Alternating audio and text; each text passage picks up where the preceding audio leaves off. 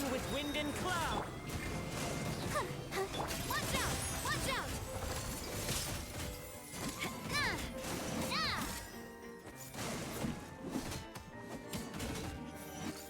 Hey there! Hiya! A proper send-off from the Spina with love. Coming at ya!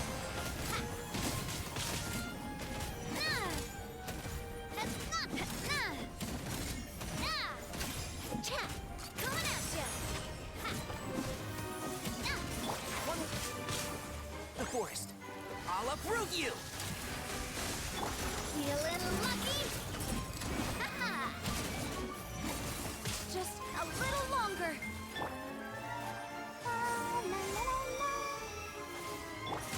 One thing after another. Can't see? Coming at ya! Fire! Well,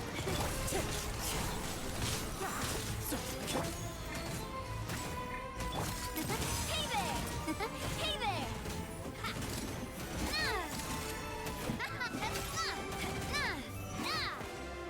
Coming at ya! Hiya! Wind strike.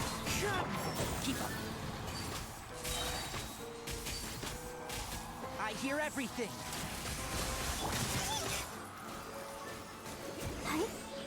Fallen leaves, adorn my night! A proper send-off from the Spina with coming at ya! Hey there! Hey there!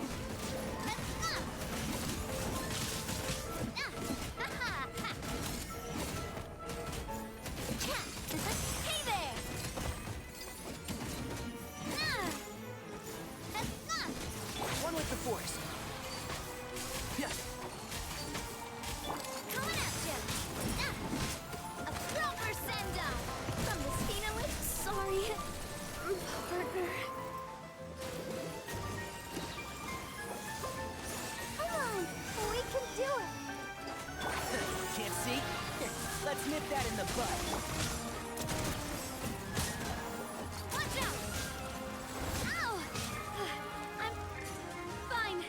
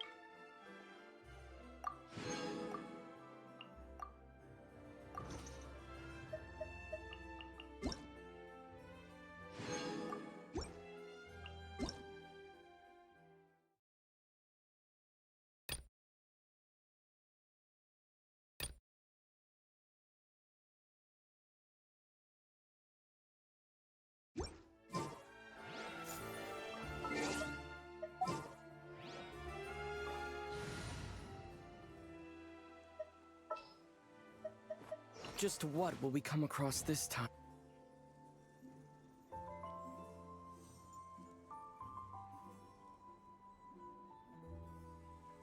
Now to continue.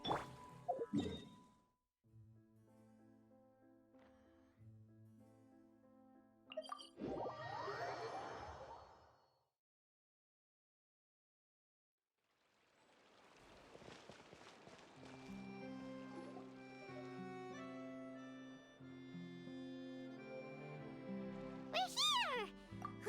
Paimon's hungry. Should we go in and get something to eat?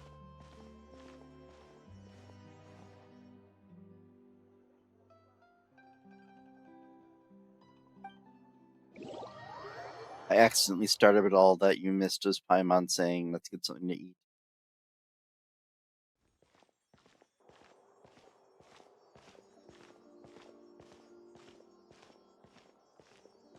Hey, quick! Look! That's the limited edition only 16 slices a day cake!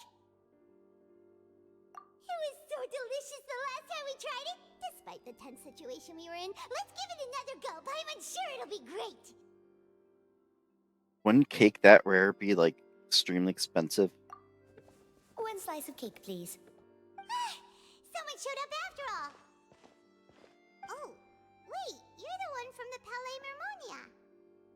Oh, are you here to buy cake too? It seems Monsieur Nervalette was right. You really can eat. Wait, did I really say something like that? That's right. Even he has his own preferences when it comes to food. As for me, I love the cake and coffee here. Do you come here often? Usually every day. Every day? It's part of my daily schedule, apart from work. I shall have my cake and coffee. Then what if someone told you one day that this place would be closing soon, and you wouldn't get to eat cake here anymore? What would you think? But why would it close? Well, Paimon doesn't know either, but maybe the waters will rise tomorrow. You know, like in the prophecy. Wow, Paimon, really? Oh, the prophecy. To be honest, I haven't paid much attention to that. No, still, even if there'd be no more cake tomorrow, that wouldn't keep me from having some today. No, it's the same for eating in general. You might not be able to eat tomorrow, but if you can do so today, then you should carry on. That's what people call living, you know. Huh. Don't be sad. Excuse me, could I have 2 more slices of cake to go? These 2 slices are for you. Sijuin said that this kind of expression you're making is what humans call being sad. Oh, you know Sijuin? I sure do. She was born before me, and she sometimes comes to the surface to teach us things about humans.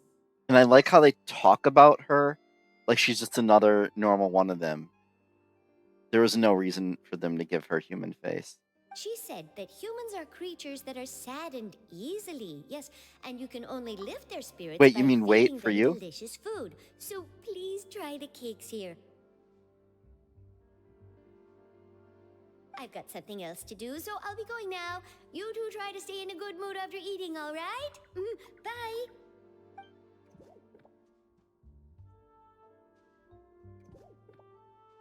And there she goes.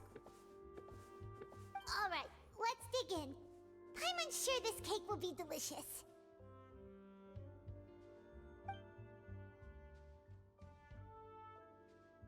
It's more Snark. delicious than last time, and the flavor gets even better with a sip of tea.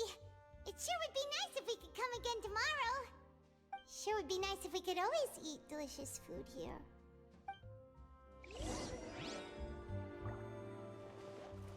That was the most important quest in the entire game. Sarcasm, of course.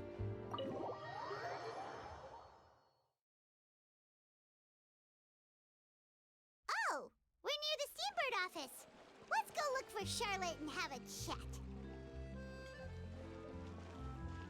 Did I just get sucked into an unrelated quest?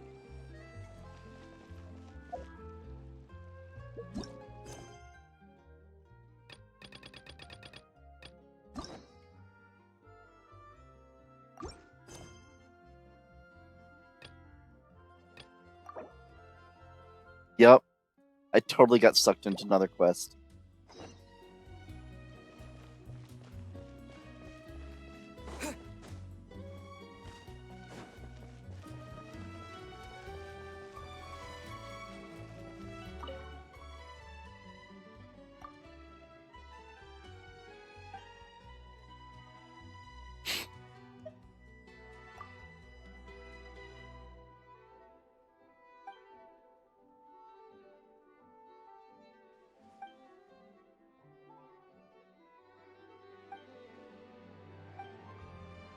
You see, the problem with this kind of thing is, like, we're in the middle of, like, country-ending concerns, so it's kind of weird to just get sucked into...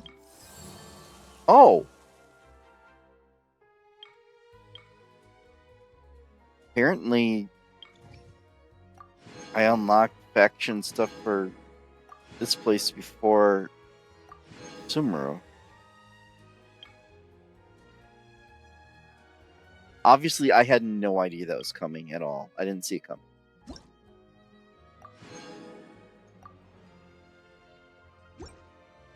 But I'm just doing them in order. I think I'm on level 5 of 8 in Inazuma now, and then after that I'll go to Sumeru. But Inazuma's where I got the awesome 30% glide boost gadget.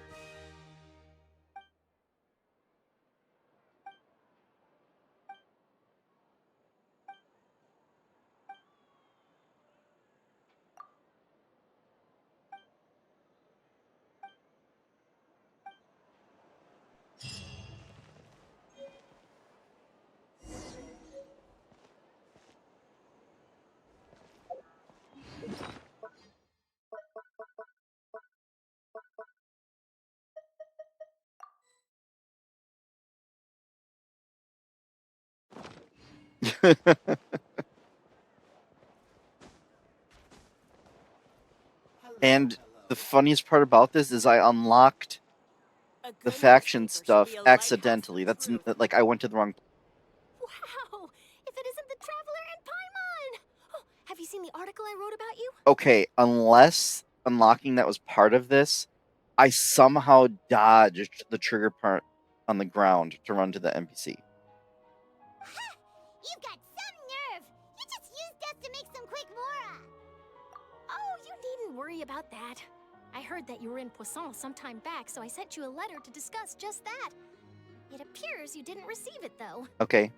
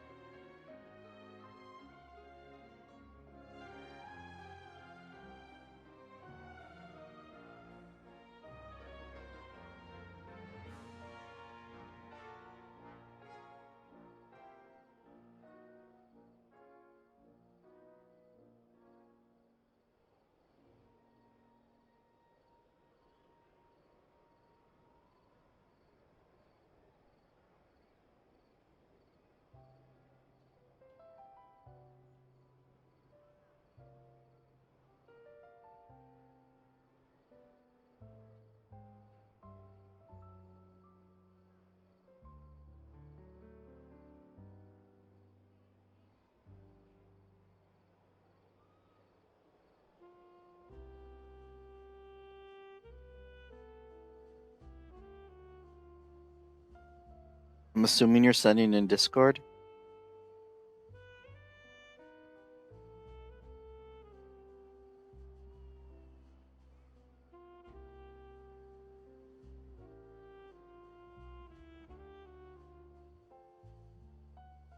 Uh-oh, that's not good.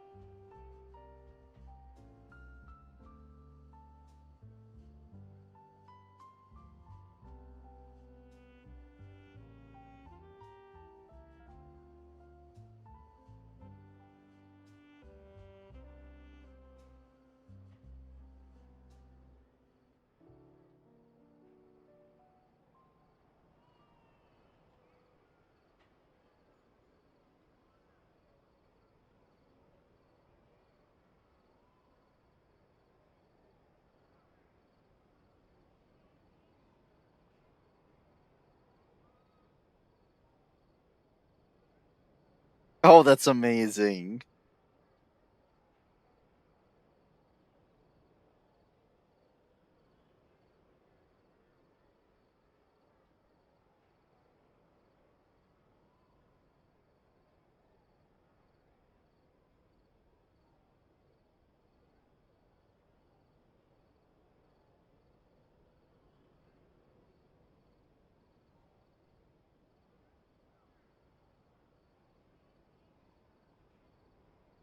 It's all right, though. I've set aside the amount intended for you.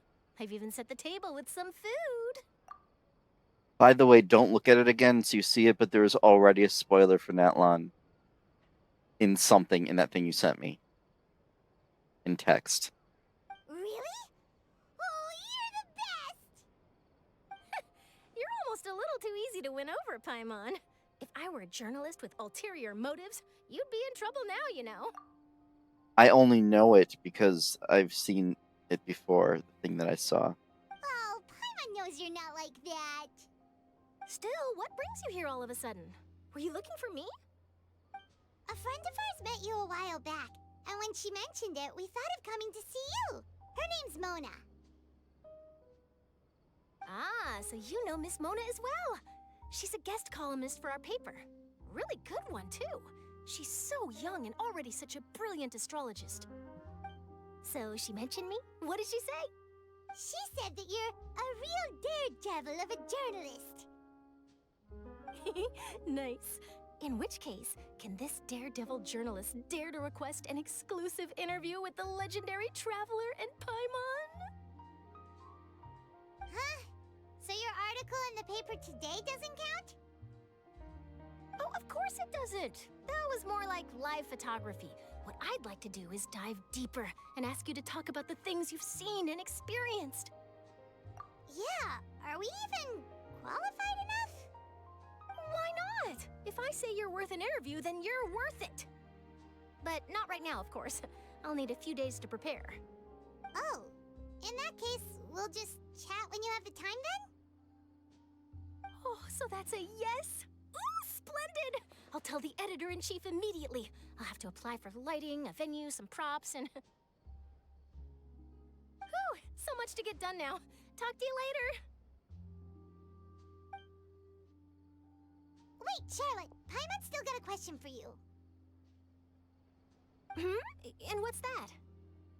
If, just for example, Fontaine were to be flooded tomorrow, what would you do today? Huh. That's the prophecy you're talking about, isn't it? I mean, I do hear about it often, but I've never once thought that the day could be tomorrow.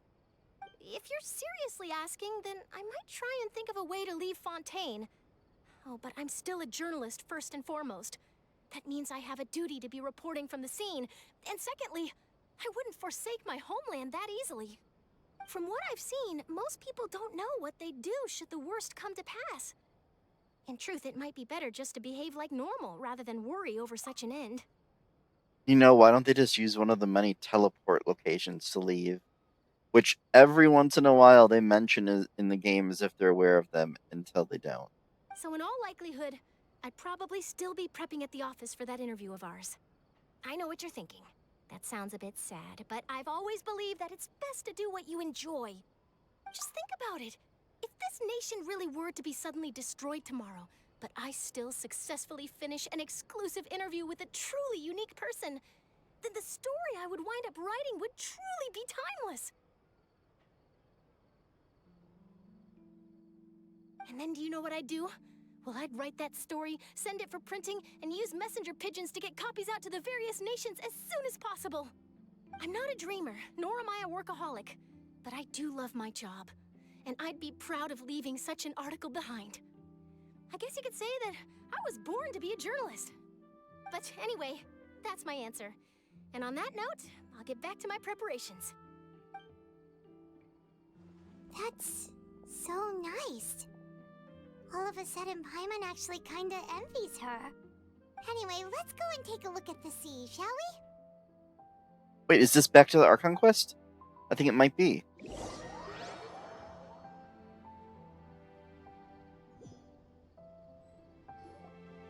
The sea sea breeze and scenery can be a pretty soothing combo, huh?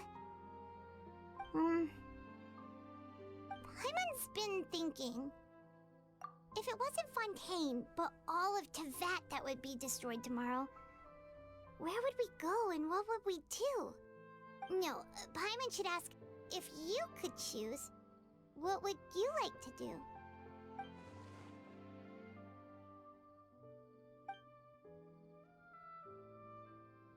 There's no reason the Traveler isn't voiced here. There's none. We've always been moving to the next destination, so we haven't spent much time thinking about these kinds of things. We didn't have to either, with us always being on the road and whatnot. You mean, still traveling? They never did say how the Traveler goes between worlds. Can you just, like, fly up into the sky? Huh. Wait, isn't that what we've always been doing?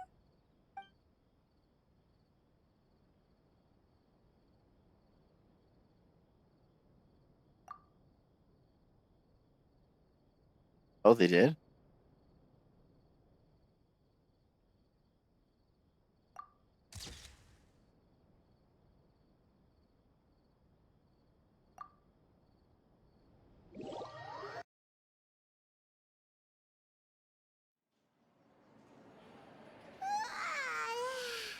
Feels like you'll grow mold if you stay here long enough. But it's still better than the Fortress of Mirapede, that's for sure. It's not only damp there, but salty too. I have to say, I did not expect this whole interview thing to be covered in, like, 3 sentences on black screen.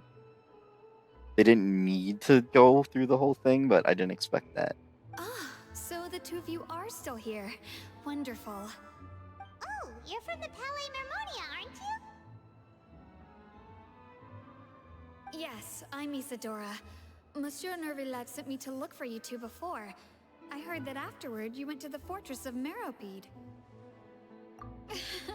Not at all. I'm well aware that you're friends of his. Actually, I'm here to pass along a message from him. Yes, inside the Opera House. The Maréchaussée Phantom has declared the incident a small-scale riot. A riot?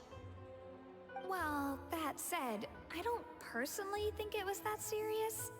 Lady Farina was watching a performance at the Opera House, and while she was resting during an intermission, some other audience members suddenly started harassing her, loudly accusing her of doing nothing about the prophecy crisis. And before she could respond, others started to join in. The crowd continued to grow, and protests against the Hydro Archon started to break out. So people have started to put the blame on Farina. Guess they finally found an outlet for the pressure they've been under due to the prophecy. I agree. People will naturally rely on gods, as is customary. But the moment people feel threatened, gods are also the first to be blamed. So what happened after that? Is Farina okay? Seeing that the situation was spiraling out of control and that further argument was pointless, she claimed that she'd gotten tired of this and left in a hurry. The Maréchaussée Phantom had their hands full maintaining order and did not catch where Lady Farina had gone. Only when things had stabilized did we realize that she had gone missing. So, you mean she's still missing? That's right. The Maréchaussée has dispatched many people to search for her, but we don't have any leads yet. That said, I don't think there's much to worry about. She is a god after all. Even if she were to fall into the hands of rioters, what could ordinary people do to her? Good. Monsieur Nervillat sent me to tell you about the situation, but he didn't say anything else. Don't worry, this is more than enough to go on. Thanks for keeping us informed. Ah, is that so? Well, all right then. In that case, you two take care. I'll be heading back to the Palais now.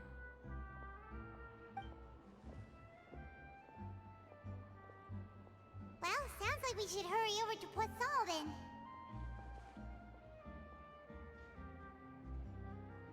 I'm guessing the Traveler and Paimon looking at her like, looking at each other like that was like implying they know Farina like might not necessarily be If like we know invincible. Farina, she won't try to fix things in this situation.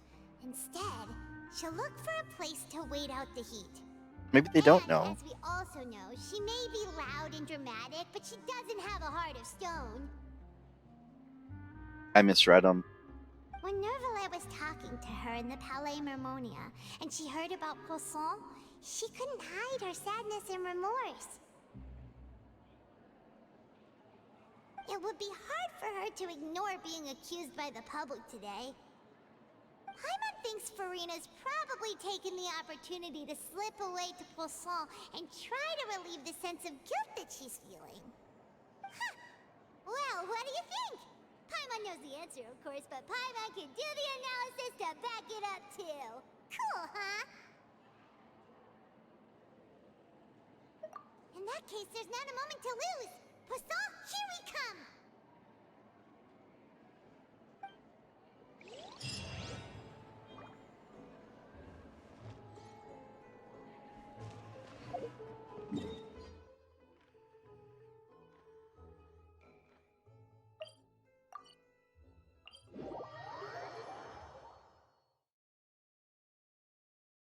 This place looks deserted.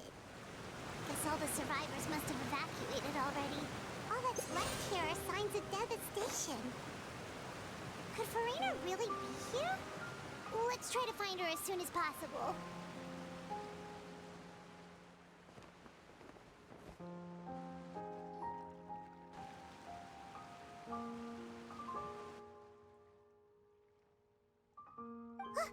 That's Farina, right over there. She really is here all on her own.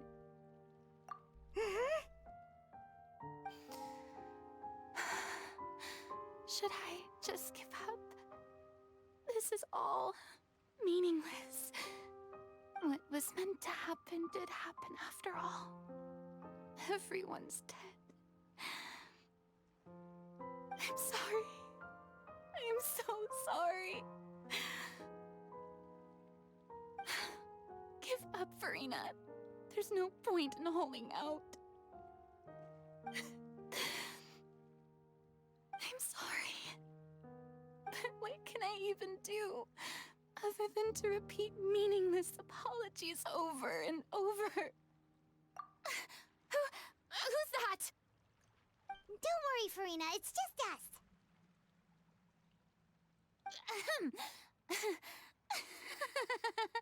So it is you, blonde traveler from another land. Why, I almost thought you were someone from that mob of my ignorant subjects, come to kneel and beg for my forgiveness. Farina, you were crying just now, weren't you? The tear stains on your face are obvious. What do you mean, tear stains? Oh, I remember. The show at the Opera House earlier this morning was so moving. I'm still trying to process it.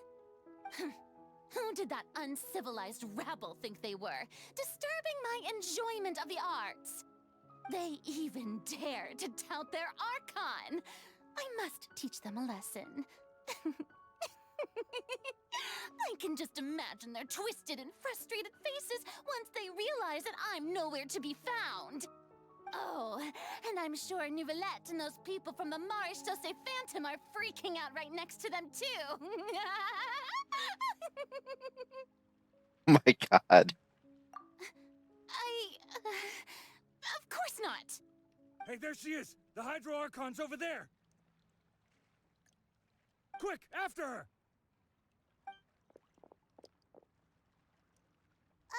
Farina, those people seem to be after you. They are? They're just some rabid fans who want to cut the line because they haven't been able to meet me in person, aren't they? That's against the rules. I can't let them get their way.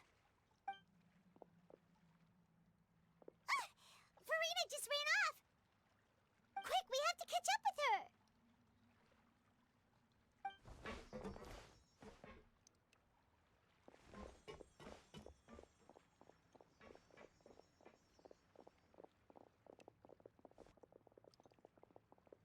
Be careful, the random NPCs will get you.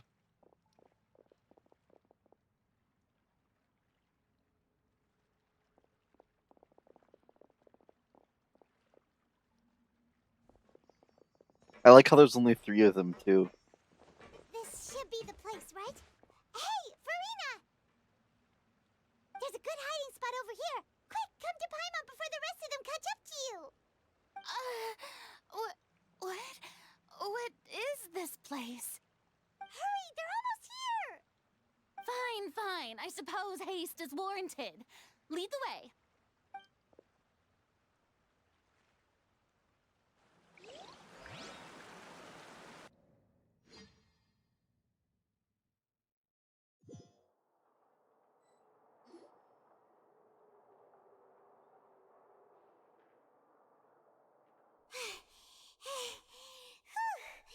Paimon's exhausted.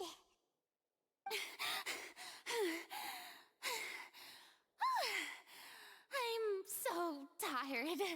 I totally thought they had caught me. No, I mean, I merely gave in to the sheer enthusiasm they displayed. Yeah, that totally looks like a vision in the middle of the bow tie on her waist.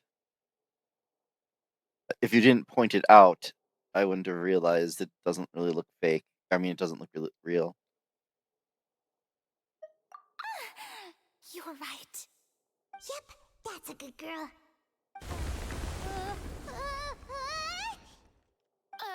What's happening? The ground's shaking. Is it an earthquake? Yeah, a quake of this kind preceded the flooding in Poisson, didn't it? It can't be. It's happening again. Well, there's no need to worry too much about that. Novelette's made some emergency plans, so the evacuation should go a lot smoother this time. Yeah, I hope you're right.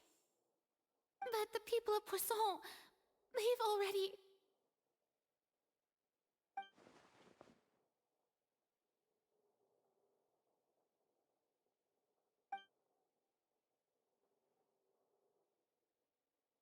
It's true. I've been investigating the prophecy for hundreds of years.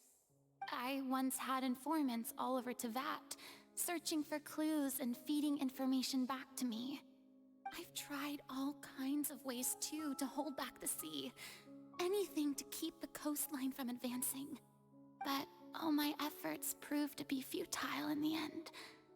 Really, the truth has been clear to me for a very long time. We cannot make an enemy of the divine. No matter what we do, the will of the heavenly principles will have its way, and the prophecy shall be fulfilled. Yeah, we're totally going to fight the heavenly principles after Shanaznaya. Give up. I do love the sound of that phrase. It would mean finally coming to terms with fate, but also for me to finally be free. Indeed, I've thought about giving up so many times, especially after we almost lost Poisson. Fate is really unreasonable, isn't it? It has no heart and obeys no rules. The prophecy has only just started to come true, and so many people have already lost their lives. But just now, it all became clear to me. I still don't have the right to come to terms with fate on behalf of everyone else. As long as the final moment hasn't come, it's still not too late. Don't worry. I will keep hope alive for everyone until the very end. Well, that's enough for now. I got the impulse to play the stricken maiden, but honestly, considering my rank and station, that wasn't a good fit at all. Don't take any of what I just said seriously. How could I possibly let Fontaine fall to the whims of trivial prophecy? Come on! Paimon could have sworn you were actually being honest just now.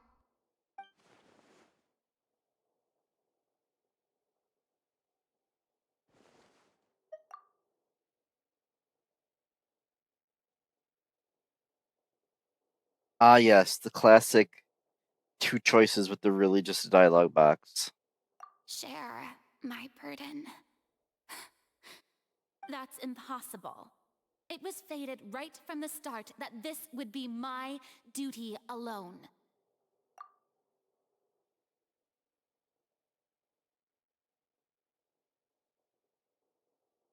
A witness. Yes, I've heard that you came to Tevat from beyond the stars, yes. In other words, you never belonged here. And if Tevat is, in its entirety, a show on a stage, then you're just a spectator, aren't you? If that's the case...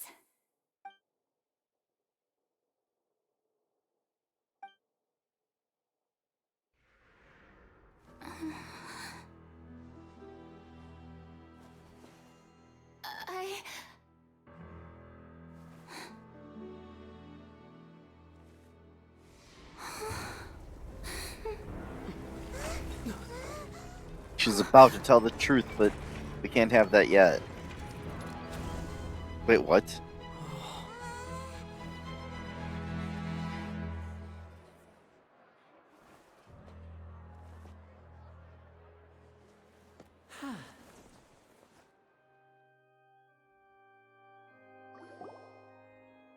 Ladies and gentlemen, this concludes my opening performance.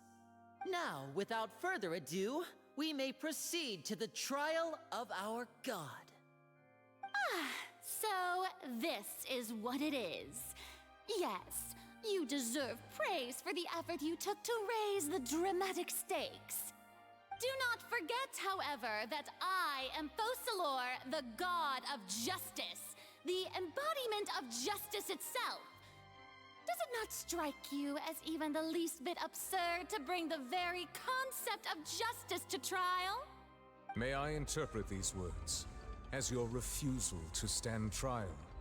In that case, you will have the opportunity to defend your honor through a duel. You would draw your blade against a god?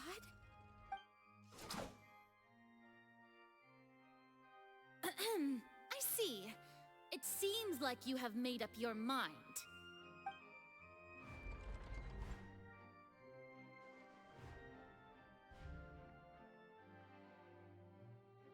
Paimon can't believe it.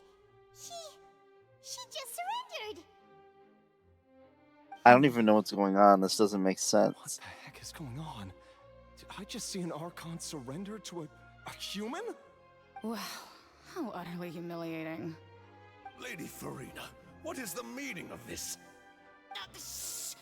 It would seem that there has been a misunderstanding. To be clear, the raising of both hands is not always an indication of I'm guessing this is surrender. figuratively her conscience or something. Huh?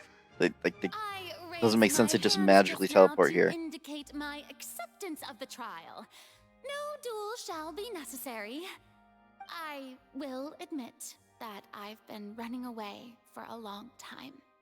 I'm sorry, everyone. I was unable to protect the people of Poisson. It is my duty to stand trial for my crimes. You are not the only ones to be disappointed in me. I, too, am exceedingly disappointed in myself. Is she like not aware that most of them escaped? But now, it is time for the Hydro Archon to show you her courage and resolve. I, Farina, will use this trial to show the world the true meaning of justice! This time, I will protect you.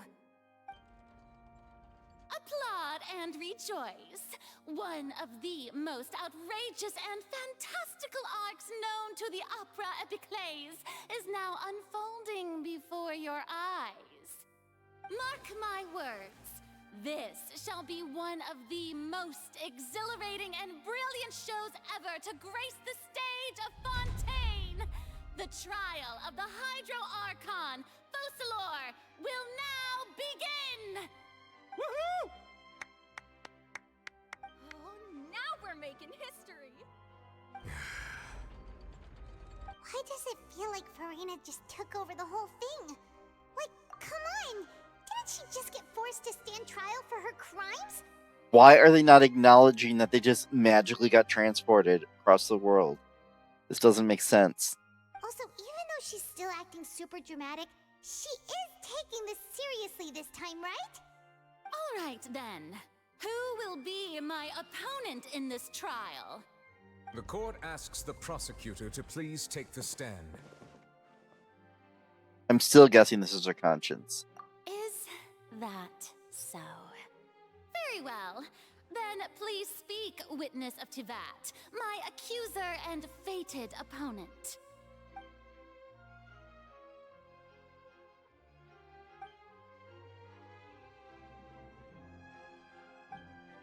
This is so bizarre. Like, how could you ever guess this was gonna happen? Oh wait, the house, like, falls over, the walls go down, and then you're here. Also, please allow me to ask, as a final question before the trial begins. Just how much work did you do to force me onto this stage? Also, bonus points. They're on the balcony I actually was able to get to when you're not supposed to. Well, we did do a lot of prep after the meeting that day.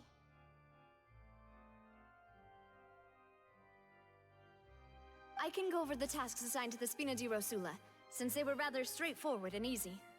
Navia, the president of the Spina di Rosula. Most of the people who participated in the disturbance this morning were my subordinates. They changed into plain clothes and came to the Opera House as regular audience members, waiting for the perfect opportunity to incite insurrection against you. Oh, I forgot they were plotting something. But that doesn't explain how Linny could just magically transport a house all the way across the world. The people's resentment against their Archon has been building as more and more of the prophecy is fulfilled. A spark was all we needed to turn smoldering anger into a flame. Moreover, according to our understanding and analysis of you, when something like that occurred, you would likely flee the scene and head to Poisson by yourself. So, we arranged for a second group to lie in wait there. So, you mean, the ones who scoured the settlement for me were also from the Spina?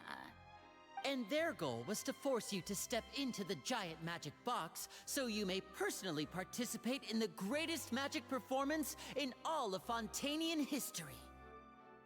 That's right. That house was a magic box, rather than someone's residence. As the super ultimate version of the setup that I used when I first performed at the Opera Epiclese, the volume of the box was increased by a whole order of magnitude, and the distance it traversed was the entire gap between Poisson and Arenias. Its cargo, of course, was an Archon instead of a human. My thanks, Farina. Without your help, we could never have pulled off such an extraordinary performance. It doesn't explain how they moved it. You're welcome? Of course, this performance was only made possible with Father's support. The House of the Hearth spent a massive amount of labor in Mora to pull this off. We had to select a location, construct the giant magic box, dig a tunnel, and open up a path through the water. It was a lot of work for all of us. Contrived, extremely contrived. But okay, whatever. So, in other words, the earthquake that we felt within the giant magic box was just a normal tremor from the transportation of the whole house? How did they move that distance in that amount of time? But okay, whatever. That's right. It wasn't a sign of another disaster to come. Then, I can guess Nervilette and Cloran's parts. You gathered a crowd, prepared a stage, and made sure that the champion duelist would be immediately ready for a fight. I wasn't complaining. I was literally convinced this was a trial in her conscience. Also that as soon as I appeared on the stage, the trial may commence without a hitch. Am I right? Yes, that is correct. Well, Clorand, I must commend you for your courage. Only the most outstanding champion duelist in all of Fontaine would accept a duel with an Archon without flinching. Also, the break of a couple days before doing it made me forget they were plotting to manipulate her, so it made it more of a spoiler.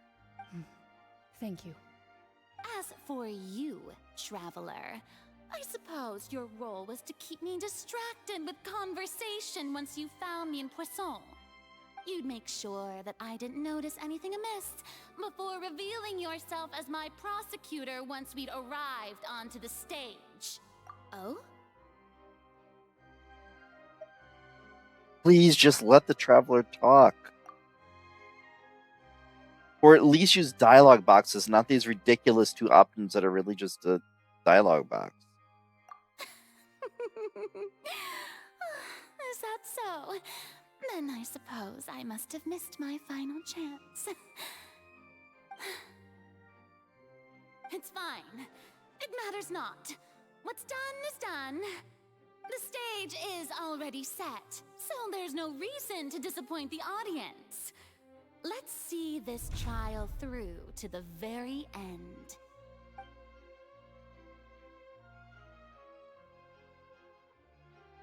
Disaster of a screenshot if you saw this without context.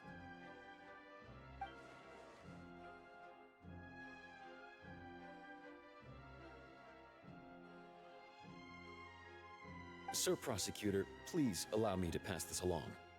This is a document that Miss Charlotte applied for and received permission to share with you during the trial. According to her, it should speed up the proceedings. Huh? Charlotte wanted to give us something? Oh, so she's here too! Hey, Charlotte! Oh, Leb Hymancy! Isn't this the exclusive interview that she did with us before? So she's already finished it, huh? Wait, then that means this document is a perfect timeline of everything that's happened ever since we stepped foot in Fontaine! So in other words, we can refer to this anthology of evidence every time we want to use something from our journey as evidence for an argument! Let's quickly confirm the information in it. Just think of it as a refresher, alright? You defeated the Hydro Archon in the very first duel you took part in at the Opera House. That's one for the history books, all right. I didn't think that you'd wind up getting to the bottom of the case I'd been following all this time. I guess you could also see this as a happy coincidence. This is the first time Monsieur Neuvillette had a difference of opinion with the Oratrice. Even the Hydro Archon can't figure it out. A Fatui Harbinger. She's an extraordinary person. Her instinct must mean something. The fortress of Meripede was almost destroyed in a single day. That I didn't witness that scene personally will always be a source of professional regret, I think. I think it was more than the Fortress of Meripede that was in danger there. According to Monsieur Neuvillette, both Child and that whale should have been in the Primordial Sea at that time. I nearly lost my awesome friend Navia. To be honest, that still gives me shivers. The words of someone as extraordinary as a witch can probably only be truly understood when something surreal happens to you.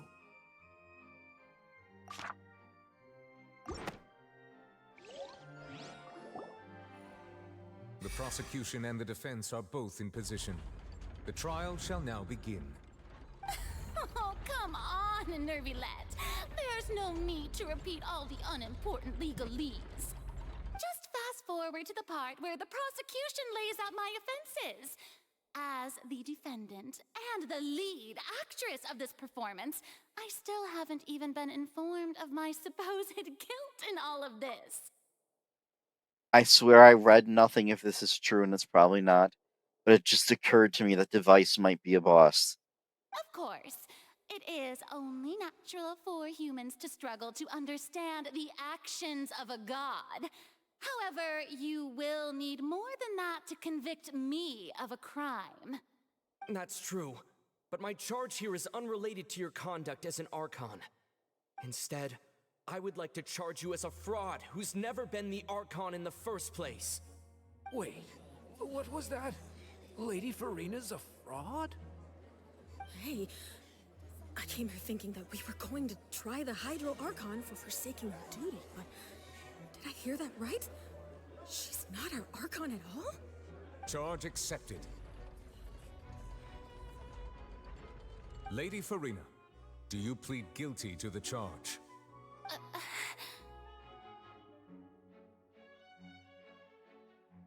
Lady Farina. I plead not guilty. How can I be guilty? There is no way that I, Focalor, otherwise known as Farina de Fontaine, a member of the Seven and the Regina of all waters, kindreds, peoples, and laws of Fontaine, could be anything other than your true Archon. Yeah. Even though Lady Farina can be rather eccentric, isn't it going too far to doubt her very identity? Yeah, I've never questioned her identity either. Sure, Lady Farina can be super irresponsible, but what grounds does that prosecutor have to make such a huge claim? I have cause to believe that common sense will prevail in this case. Many of the members of the audience have known me as the Hydro Archon ever since they were born. There would be no fooling their memory. See? Even the Oratrice has decided to show me its favor.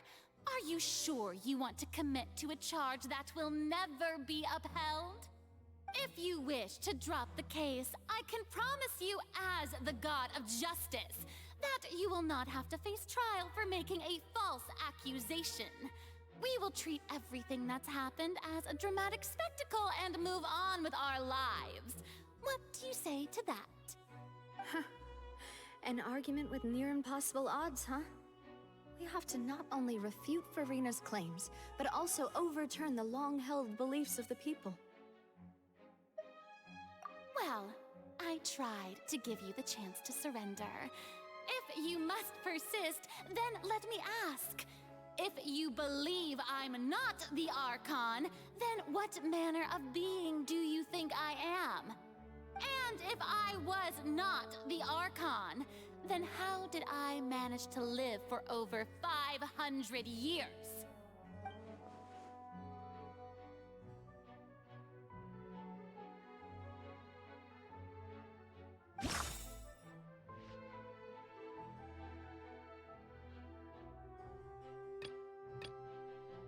What?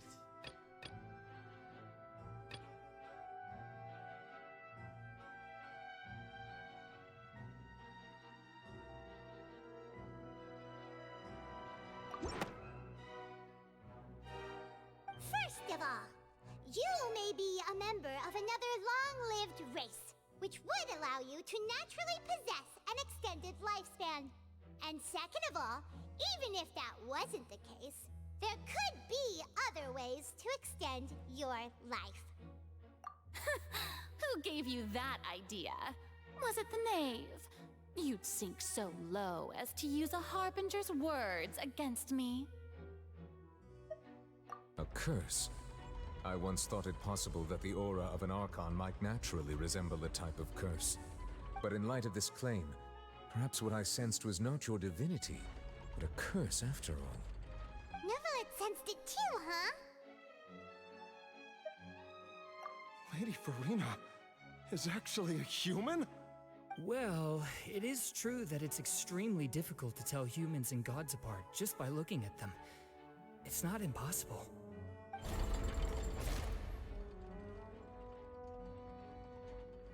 Well, don't start celebrating too early now.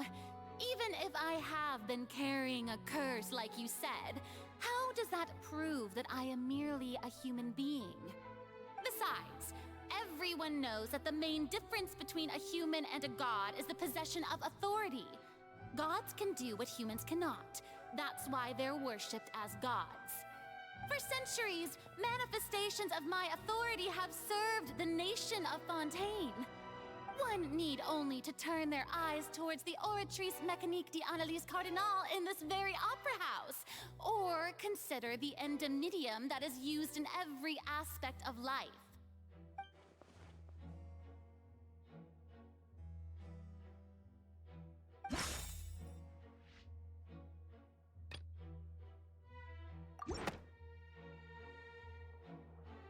tried to reference the Oratrice. But weren't you as confused as all the rest of us when the Oratrice declared Child to be guilty without any proof? Otherwise, you should have come up with a good explanation for that by now. Didn't I make myself clear at the time? The decisions of the gods are naturally difficult for humans to comprehend. There is no need to provide an explanation. Lady Farina, I believe a reminder of your current circumstances is in order. While the court is in session, the principles of justice and the law must come before all else. While you are an Archon, you are also first and foremost the defendant in this trial. You will prove yourself unable to defend against the prosecution's charges if you continue to withhold vital information against the rules of the court. I never thought you'd use that kind of rhetoric against me. That was no trick of rhetoric, Lady Farina. I've merely reiterated the rules of the court. Rules that all should respect and follow. So, you neither knew why Child was declared guilty, nor did you understand the structure and operations of the Oratrice.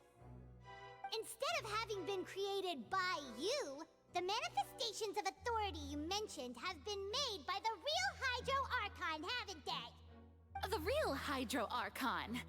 Well, now you're really losing me. It is true that I did not know why the Oratrice gave out a guilty verdict that day. But the Oratrice handed out that verdict unilaterally, and it has been operating independently ever since it was first created. You can't argue that just because a divine creation is flawed, that the god behind it must also be no god at all. She's still throwing out all kinds of excuses. Seems like she's confident that we won't be able to produce proof that she has no power over the Oratrice. Oh, this is gonna be interesting. My power as an Archon. There are many ordinary citizens in the audience. How can I just carelessly demonstrate the formidable power of an Archon? If that poses a concern, I'm prepared to extend my protection to the audience. You don't need to go that far.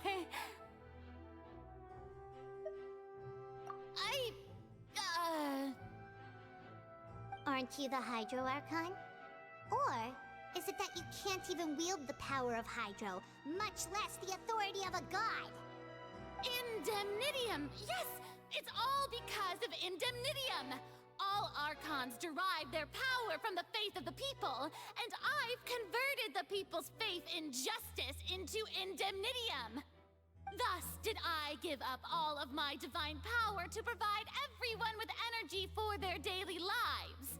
Have you ever seen a more magnanimous god? Isn't that a huge stretch? Yeah, no matter how generous an Archon can be, how could they give up all their power? Can a god with no power even still be called a god? It seems like nobody's buying Farina's excuse. Hey, come now, everyone. Please don't stare at me as if I was a liar. I'm still the same Farina you knew, right? The one that you loved. Shouldn't you want to believe in me? Please? You've got to believe me. If what the prosecutor said is true, she really has committed a grave offense. Did she deceive all of us? And all of our parents and grandparents too? And then all of our ancestors? Ever since they were born? Enough! That's enough. Tell me then, if I'm not the real Hydro Archon, then who is?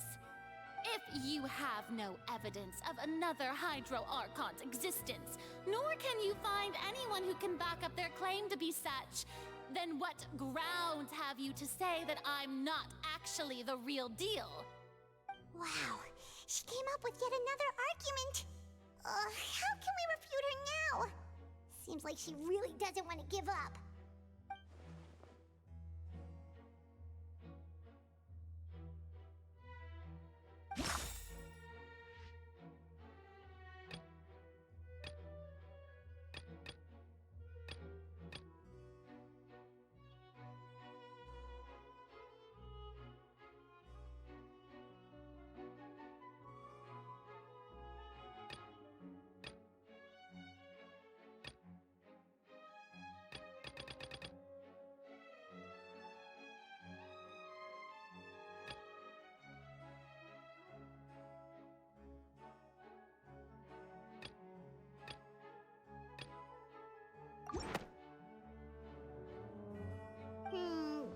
doesn't sound right. Darn it. Paimon doesn't think this clue can be used as compelling evidence to build our case.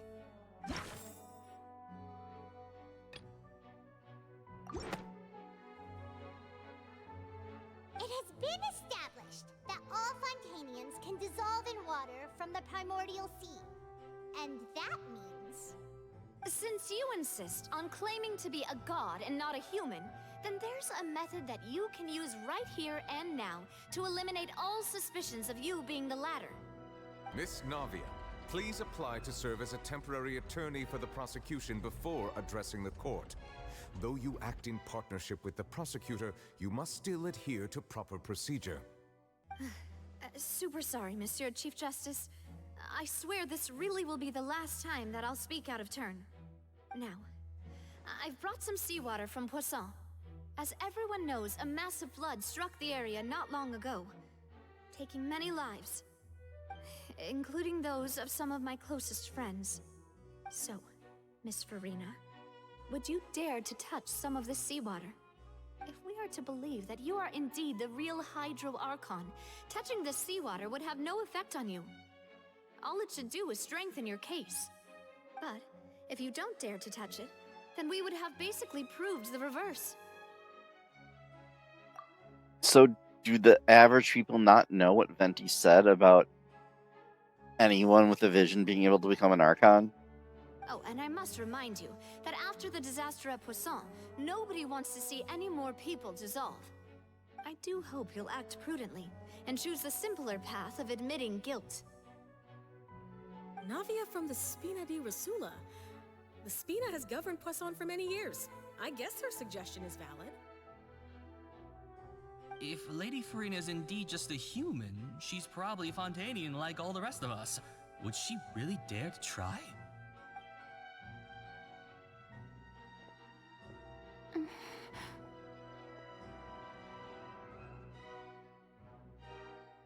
Lady Farina, this test has been unilaterally proposed by the prosecution. As it falls outside the realm of standard court proceedings, you possess the right to decline participation. Well, of course he had to tell her that. But refusing to participate is basically the same as a confession of guilt. She's just staring at the water without saying a single word. It really does seem like she's quite terrified of it. That could only mean... What's going on? Is she really planning to... That's not what we thought she would... It would have made more sense for them to dilute it like the drug. Due to the inherent risk of the test, Lady Farina, you may... Hey!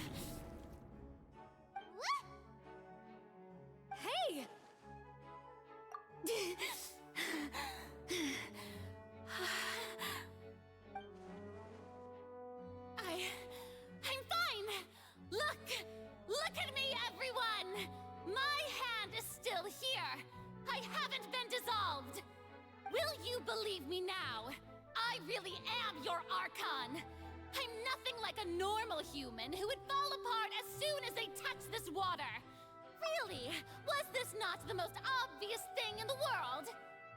Except only people from this place dissolve. Miss Siegewin? If you're present, Miss Siegewin, please come forward and attend to the defendant. Siegewin? Don't be nervous. It'll just take a few seconds. Let me see. That should be enough. Please announce the results of your evaluation to the court, Miss Siegewin. As everyone doubtlessly saw, Miss Farina was displaying symptoms of hyperventilation and flushed skin. These indicate that she was experiencing the adverse effects of exposure to primordial seawater. The extent to which she was affected is the same as other humans when exposed to primordial seawater of a similar concentration. The pattern of the game immediately addressing what I brought up continues. Thank you, Miss Siegewin. Lady Farina, you may return to the defendant's stand. Oh wait, what did she just say? I didn't get dissolved! Shouldn't that be enough to prove my innocence? Well, considering your tendency to run from your problems, We did originally prepare a direct sample of the seawater around Poisson. However, after extensive discussion, we exchanged it for a sample that is not concentrated enough to dissolve an actual human. After all, on the off chance that something entirely unexpected might occur, we don't want anyone else to lose their life to the sea. Yeah, so out of regard for Farina's life, you secured a low-concentration sample and asked the head nurse to serve as an expert witness. It's a great thing that the direct sample wasn't actually used. Farina could have... I can't believe... you...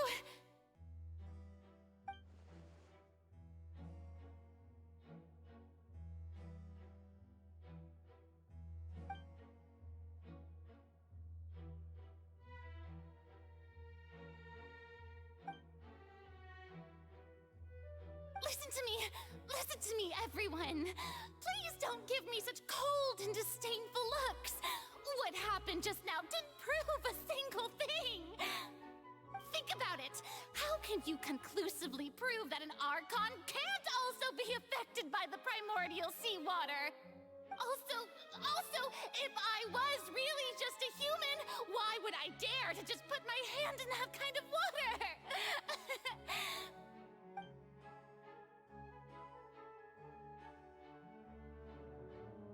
Please, everyone, anyone, just listen to me. I swear, I really am your Archon.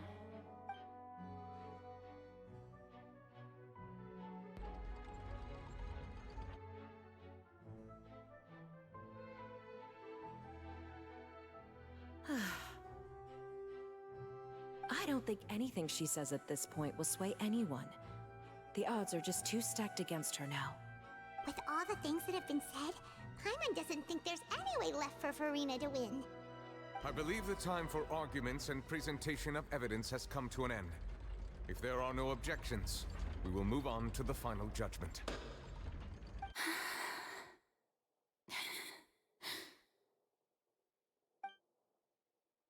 I don't think anything she says at this point will sway anyone. She's too stacked against her now.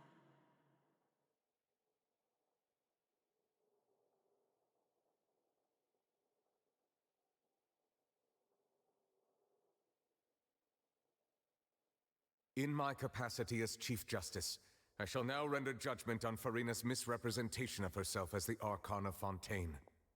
As a human who knowingly deceived her fellow citizens, Farina is... guilty.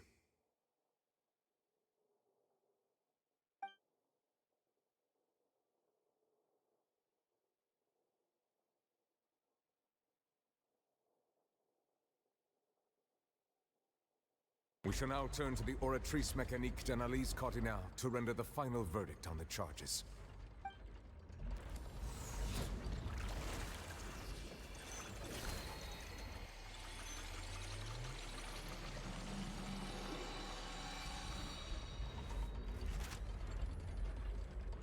According to the judgment of the Oratrice Mécanique d'Analyse Cardinal, Farina is...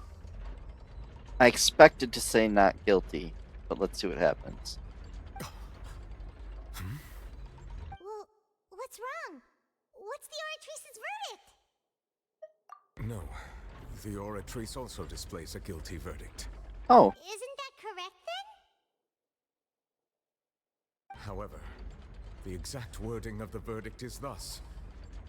The Hydro Archon, guilty, to be punished via the death sentence. The death sentence? That's actually one of the available sentences? I've always thought that it was just a myth. Except it's contradictory. She can't be guilty of not being the Hydra Archon and be guilty of the sentence. The one and only time the death sentence has been handed out at the court, and it's been given to the very person we've worshipped as the god of justice? What an unexpected twist. Farina's been sentenced to death by the Oratrice? We just wanted to use the trial to show her the seriousness of things so she'd tell us the truth. How did things escalate this quickly? This outcome is indeed quite strange. According to Fontaine's current definitions of justice, as well as its recommendations for criminal sentences. Aren't they going to point out that if she's not the Hydra Archon, she can't be the one guilty? Is this sentence really appropriate for the crimes that have been committed? Yeah! Even Mache wasn't sentenced to death by the Oratrice. You know, the real evil mastermind behind the serial disappearances case. Yep, there we go. Indeed. Not only is Furina's sentence overly excessive, the very point of our trial today was also to prove that Furina has never been the Hydro Archon in the first place. But now, the Oratrice seems to have deliberately invoked the title of the Hydro Archon. What does this mean?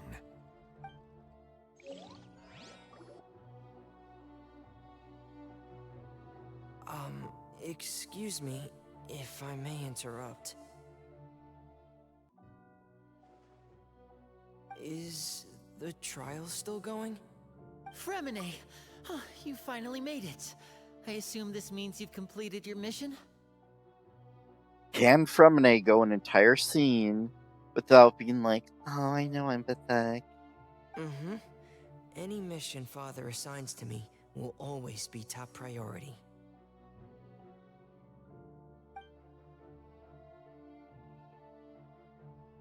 Is that the first prophecy slate? Huh. So the knave privately arranged for Fremine to try and find the missing slate. I looked everywhere and finally found it at the bottom of the sea. It took me a long time to get around some dangerous stretches of water. But has the trial already concluded? Then doesn't that mean I've come too late? Oh no. Father will be disappointed in me. I honestly thought he was going to go the whole scene without doing that, but no. Thank you for your hard work, Mr. Fremine. Please allow me to review the record left on the slate. Traveler, I believe that you have already seen the other existing slates, and would like you to come here and confirm their contents. I don't hate Fremine, it's more of a, God, he's so pathetic kind of reaction.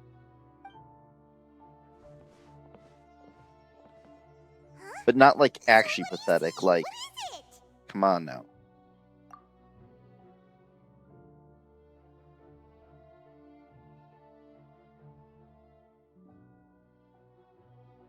Just casually, like, doing something extremely significant and being like, oh no, Father will be disappointed. Like, no. I believe I have now made sense of the Hydro Archon's crime. It has to do with Fontaine's lost history. Huh? Isn't the Hydro Archon just guilty of deceiving her people? Oh, wait, no, that's Furina, and we've already proven that she's not the Hydro Archon. So when you say Hydro Archon, do you mean the real Hydro Archon we've been kinda talking about? In truth, everything that you've encountered in Fontaine up until this point can be traced back to the contents of these stone slates. However, I'm uncertain as to how much sense they currently make to you. Okay, let's try to recall the contents of the other 3 stone slates. Paimon will do her best to help you remember.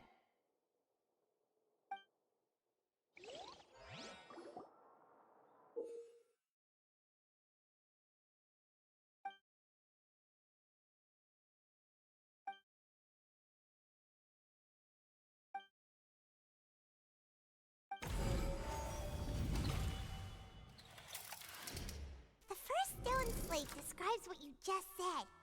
It seems to show the previous Hydro Archon using her divine power, and then the Oceanids turn into humans. Does that mean that Fontainians are transformed Oceanids? Oh, Paimon wasn't expecting that. But if Oceanids can turn into humans, then perhaps this process can be reversed as well. The second stone slate shows Celestia floating in the sky, and the Hydro Archon and her people worshipping it together. But the heavens still brought judgment down upon them. This must be the point when the Hydro Archon and the Fontainians were branded with their original sin. Does this mean that the original sin and the Hydro Archon sin are the same thing? The third slate shows the Hydro Archon sinking into the sea surrounded by many people.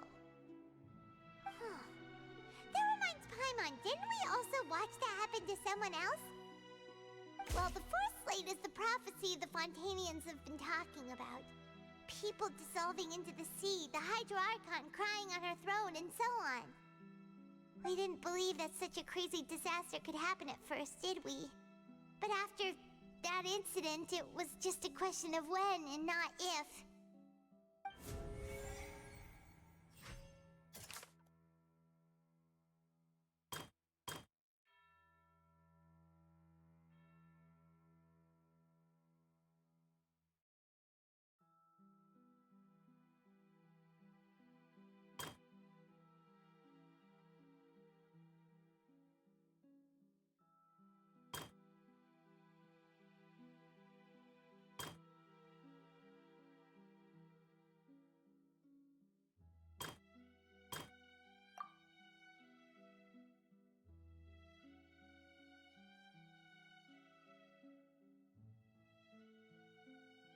That doesn't sound quite right. That doesn't even make Let's sense. think about this some more.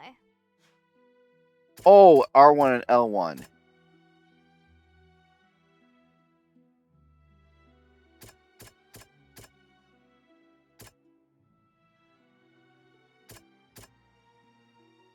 That doesn't sound quite right. What? That doesn't sound... What the heck?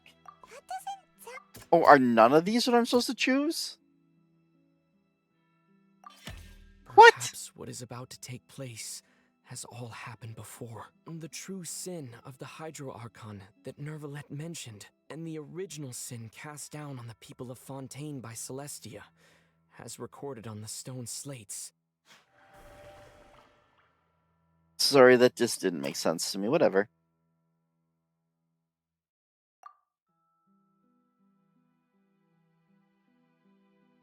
Okay, what did it say? Divine power to turn... Okay.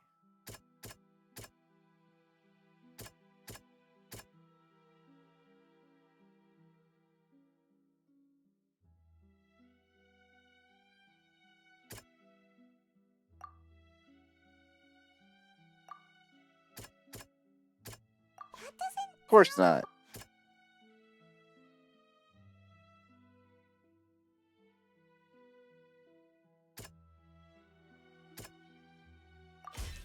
We know from the case of the serial disappearances of young women that Fontainians can be dissolved in primordial seawater, and the first stone slate tells us that long ago, the Hydro Archon used her power to turn Oceanids into humans. This might be the reason that Fontainians can dissolve.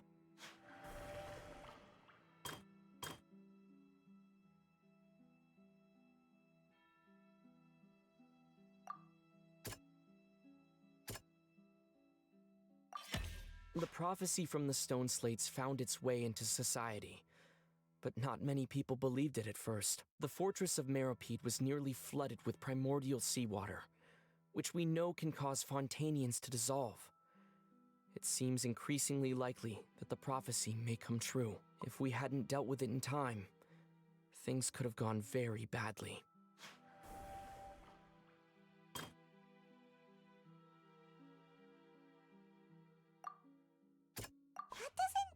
Darn it. Right. The only reason why I chose child is like, oh, he was floating in the sea. It's not as simple as falling into the sea. When Navia fell into the sea, her consciousness was subjected to judgment. The stone slates show the people gathered around the Hydro Archon in the sea. Could that be alluding to the same thing? They'll dissolve into the primordial sea but won't cease to exist. Their essence will flow in the seawater, converge, and take the form of an Oceanid. The Hydro Archon was sentenced to death in court, shocking everyone present. Perhaps original sin. Don't get it. Navia fell into the water inside those ruins, and she nearly dissolved. She was surrounded by the people of Poisson in a court within her consciousness, and was forced to take part in a trial meant to make her stay. The eruption of the primordial sea at the fortress of Meripede was the surest sign that the prophecy was about to come to pass no matter what. The stone slate's contents can all be verified by recent events. If we combine what we know together, loads of truths should come to light.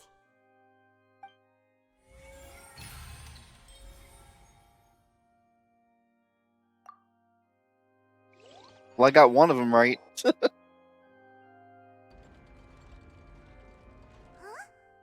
Oh, Paimon gets it now. So that's how you can make sense of it.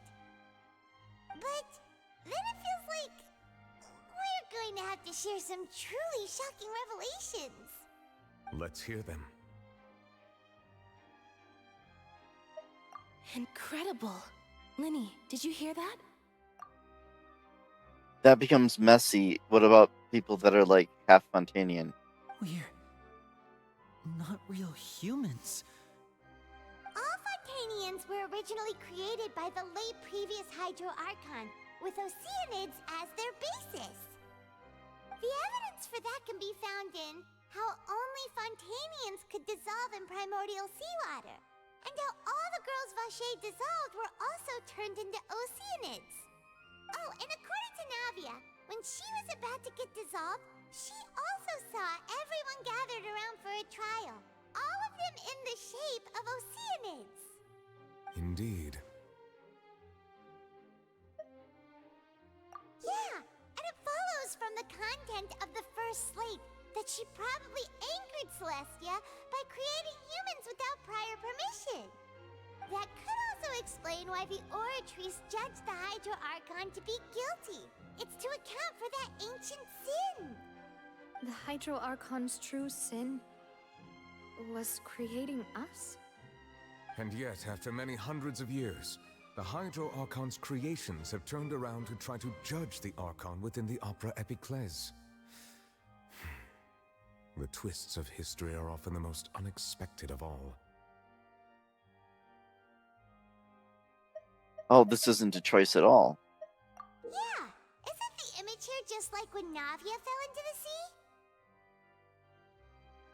So wouldn't it be trying to show the image of the Hydro Archon also falling into the sea once the prophecy has been fulfilled in the fourth slate? In the end, the people will all be dissolved into the waters, and only the Hydro Archon will remain weeping on her throne. Only then will the sins of the people of Fontaine be washed away. Did Paimon get all that right? You've made some keen deductions. I must say, given how much you still don't know, it is impressive that you've already managed to connect so many pieces of the truth. However, while you were able to decode all the information on the slates, they've also been etched with an additional layer of hidden information using a different power source. When we were at the ruins, I tried to decipher the hidden information recorded in the slates. But since we only had 3 slates at the time, I was unable to come to a full conclusion. Now that the slate collection is complete, I shall make another attempt to decipher the narrative recorded within. If everything goes well, we should finally be informed of the unadulterated truth.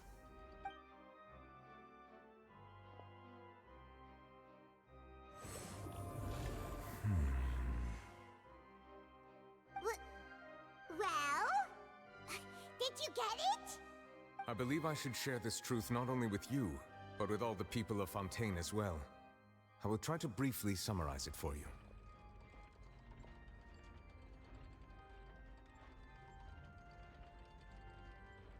Your hypotheses regarding the origin of Fontainians and the sin of the Hydro Archon were both correct. In the Fontaine of old, the previous Hydro Archon sensed the yearning of her Oceanid familiars for life on land.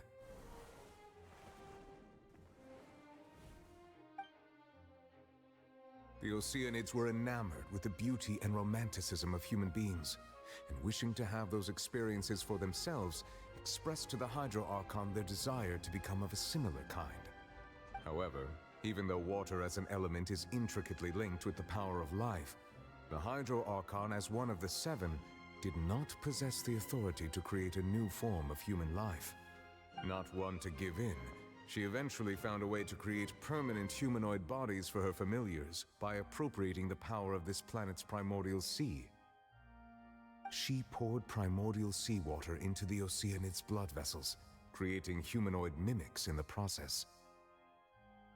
But if Fontainians were to ever come into direct contact with water from the primordial sea, the power within their bodies would escape these artificial restraints and return to the sea. As a result, their forms would collapse, and they would be reverted to their original forms as Oceanids. Of course, the Hydro Archon never received permission from the heavenly principles to create a new human race. And thus, the Hydro Archon and all of her creations came to shoulder the original sin of appropriating the power of the primordial sea. That is the true history of how the people of Fontaine first came into being. So we were all Oceanids before we turned into human beings? That's way too much information for me. I think I'm just going to pretend that I never heard a single thing. Wait, but if that's the truth, we can't let the Hydro Archon be sentenced to death. After all, her only sin was creating us. This really might be too much information for your regular Fontainian, but it does answer a lot of our questions. Alas, your hypothesis regarding the third and fourth stone slates was inaccurate. The slates' respective positions are, in fact, correct. A key point of the visual on the third slate is how all the individuals depicted in the water are humans rather than Oceanids. They have not been dissolved, which implies that the water depicted in this slate is not water from the primordial sea. The nation of Fontaine is the nation of Hydro, as well as the nation of trials and justice. Instead of being the literal element, the water in the scene symbolizes judgment and justice. You may also recall Navia's experience. When she fell into the sea, her consciousness was surrounded by that of many others who intended to hold a trial to determine her fate. Therefore, the meaning of the third slate is that the people of Fontaine shall try the Hydro Archon at the court of justice. Yes, it refers to our present situation. I think I'm following now. So, what you're saying is, even though we decided to put on this trial to avoid fulfilling the prophecy, in truth, everything we've done has happened exactly as the prophecy foretold. So now, it seems, we're the ones making sure it comes true. What should we do? Huh. No matter what, the prophecy will be fulfilled. Is this what it feels like to be a prisoner of fate? If that's the case, does that mean the scene in the fourth slate will also be fulfilled soon? Traveler, I would like to point out another small fallacy in your deductions. About the fourth slate, you probably thought that the eruption of primordial seawater beneath the fortress of Meripede served as the surest sign that the prophecy was about to come to pass, yes? However, I believe that rather than being a sure sign, that eruption could in fact only be a small warning of something far worse to come. As for the root cause of the catastrophe, I believe you've already encountered it once before.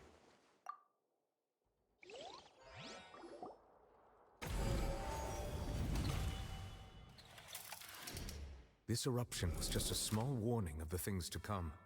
We must find the root cause of the disaster.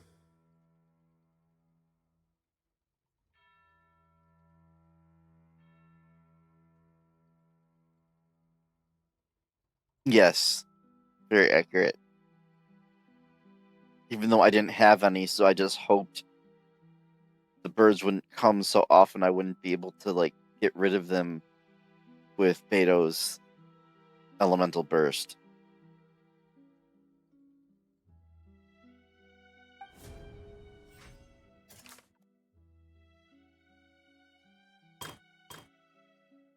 Which means I had a success rate of, like, 75% at first.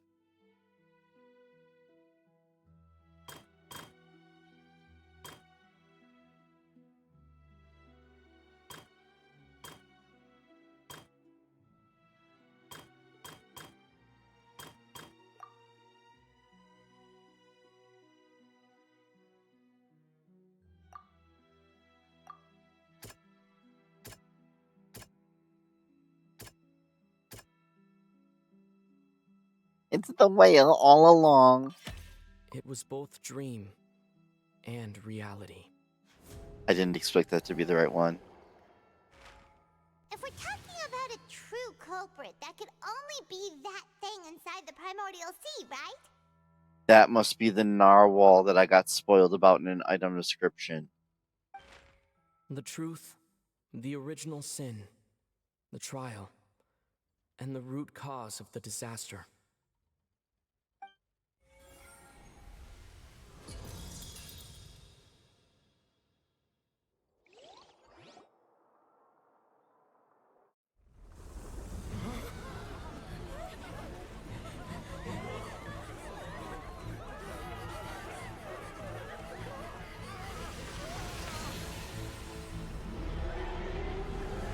Isn't this a Fatui song?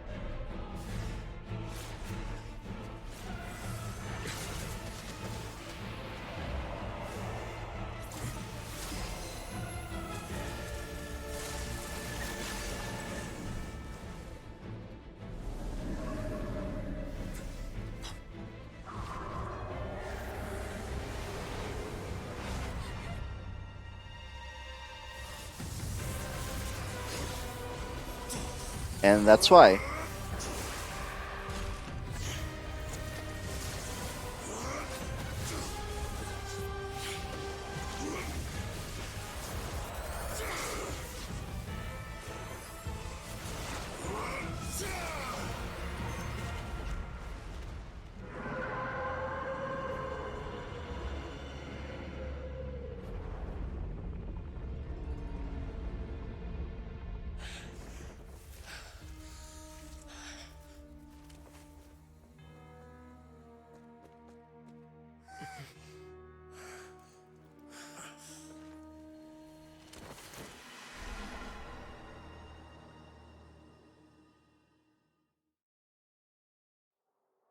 Let's just watch and not grab him before he falls in. Way too close! How did that thing just burst into the opera house? Wait, was that the huge whale you saw in your dream? So we've met it at last. I understand very well why it has chosen to make an appearance here. That whale does not belong to Tevat. It is a monster that has traversed the stars, weeping all the while. It has been greedily consuming the energy from the planet's primordial sea, using it to grow. That is the main cause for the rising sea levels. And once it has finished consuming all of the energy contained within the sea, its next step will be... You said that when the Hydro Archon first created Fontainians out of Oceanids, she filled their blood vessels with primordial seawater. Precisely. That whale finds the blood of Fontainians nigh impossible to resist. Therefore, when it left the primordial sea, it decided to make its next stop a packed opera house full of food. Food in the form of Fontainians. We just barely managed to push it back, right? In that case, won't it come back to target the people again once it's managed to recover its strength? Gee, aren't they lucky it didn't decide to go after the city? That is correct. Indeed, it is more accurate to say that we should thank that Harbinger for buying us some time. Without him, the whale would have likely come onto land far sooner. From the way he looked, he must have been fighting the creature for quite a long time. That battle maniac. We've always known that he had a special connection with that whale, but we definitely didn't expect it to help us out like this. Anyway, now that we know that this whale is the actual cause of the disaster recorded in the prophecy, all we need to do to stop the prophecy would be to find a way to beat it up, right? And really the name of the boss, which I'm just assuming that is the name of that boss, whatever narwhal. The name doesn't spoil anything because that doesn't say Eldritch horror whale from space comes to feast on the planet. It is too late. It had already absorbed too much of the primordial sea's energy before we could notice it.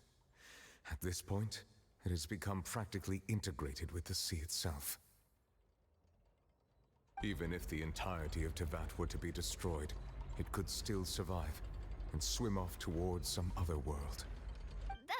That's not something I will accept. We've already done everything we can, and we even found the true culprit. We've come so far.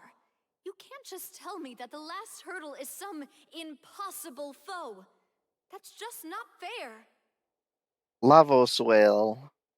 Indeed, that's not how a grand performance should end. I'll fight it to the end, no matter what. So the prophecy will be fulfilled no matter what, huh?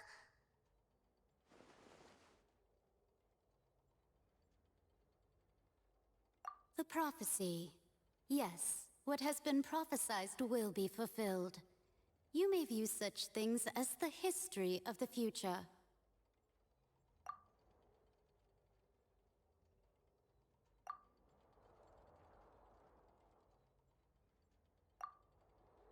Just as prophecies are usually only the future as seen from the perspectives of the gods, could things be happening in hidden corners where the gods' gaze does not fall? Ultimately, fate shall serve as your only guide, no matter what will happen in Tevat's future. All you need to do is to play your part.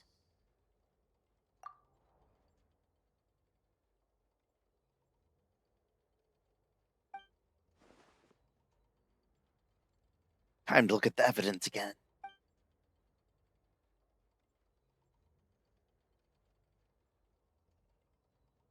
Okay, it is unintentionally hilarious and amazing that giant magic box is capitalized.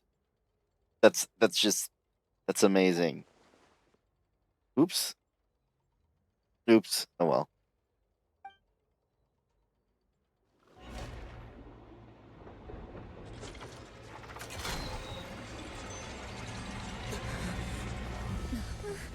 What's happening with the aura trees? I believe it is preparing to carry out the death sentence.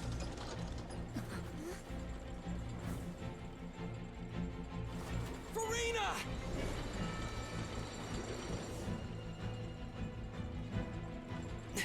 No, I still need answers.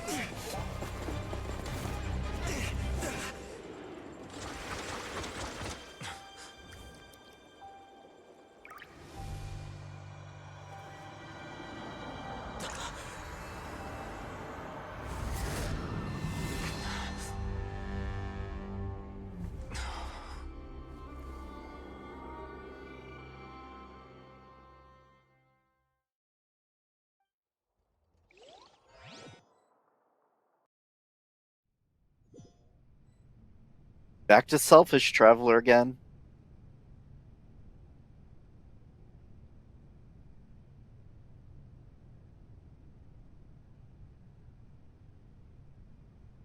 You.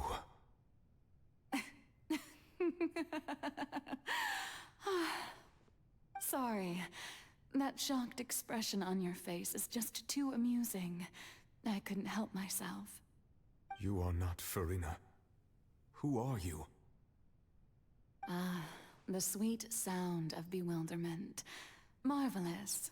A sure sign that my attempt to deceive everyone was a resounding success. But to answer your question, I am Focalor. You know, the god. Focalor. Why did you deceive us? Oh, that wasn't my goal, of course. Goodness, no.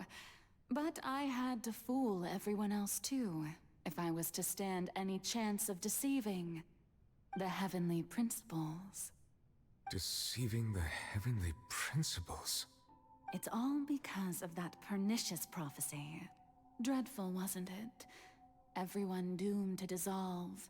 Fontaine condemned to be flooded.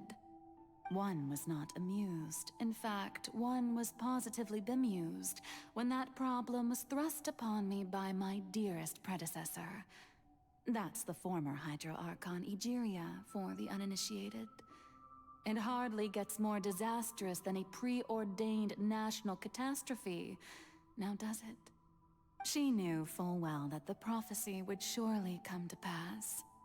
And as one of the seven, she also knew full well that one defies the heavenly principles at one's peril.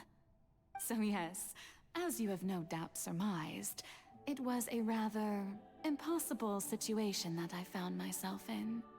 I spent a terribly long time mulling it over, alone on the ocean floor. And I was almost growing barnacles by the time I finally realized there was only one possible solution to this confounding conundrum. I had to outwit the heavenly principles, allow the prophecy to be fulfilled, ostensibly at least, while saving everyone at the same time. I'm a genius, I know. I can only assume that's why Egeria chose me as her successor. Although, looking back now, it was hardly the inheritance one dreams of. Between the task of saving the nation, the quotidian duties of the Hydro Archon, and not to mention the original sin of creating a new race of humans, I dare say she left me quite a colossal mess to clean up. But one can only play the hand one is dealt.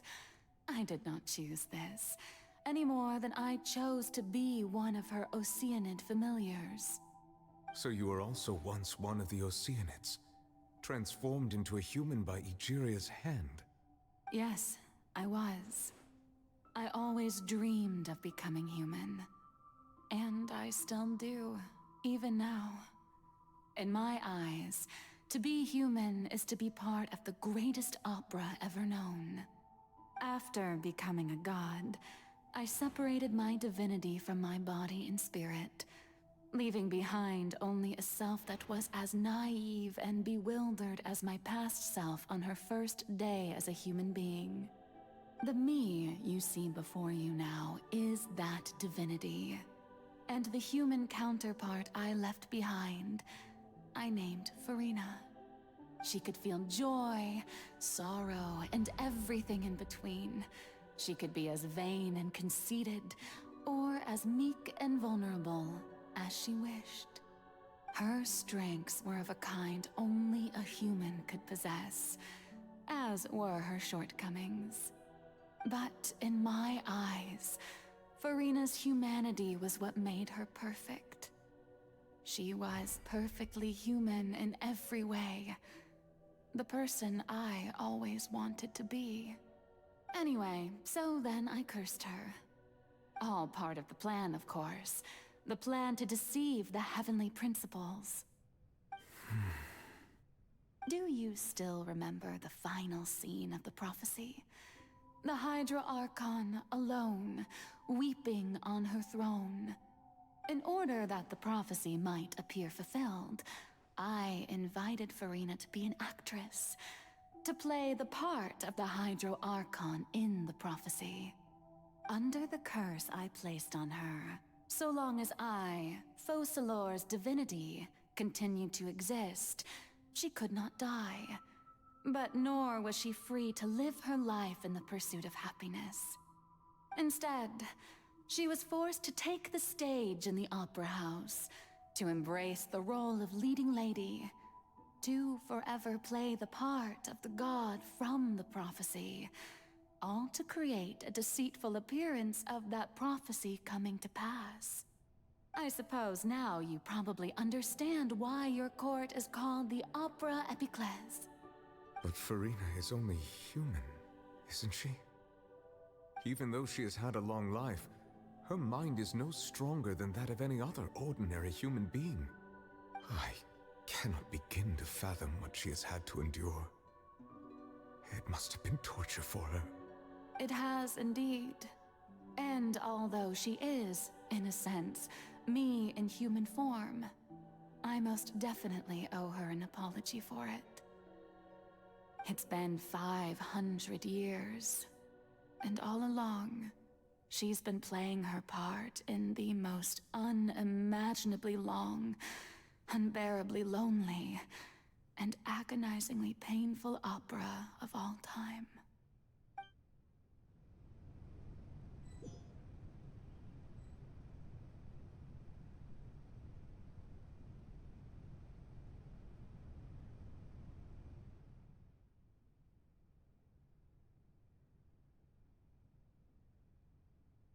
Oh, okay.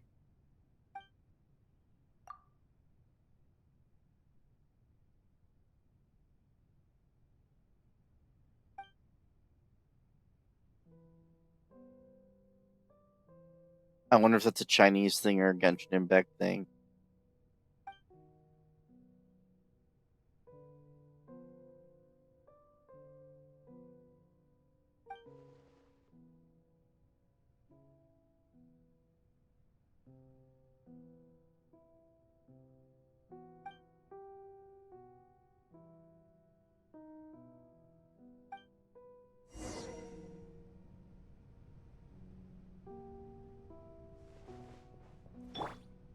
Oh, look, everyone else is in the dream too. Follow the wind. Oh, rare invisible wall moment. One with nature.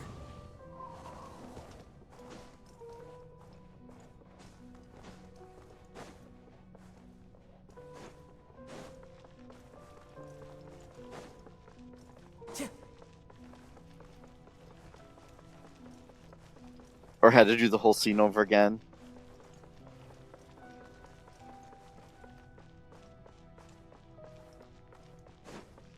Yeah.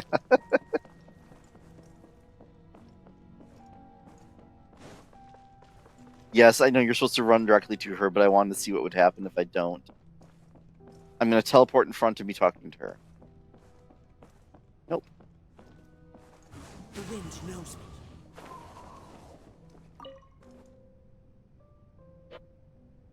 Oh? Who permitted you to come onto this stage? Now, I understand your admiration for my august self, but I must ask you to keep to the rules. All right. It is not my intent to reprimand you. There is no need to state your name. Just be off with you.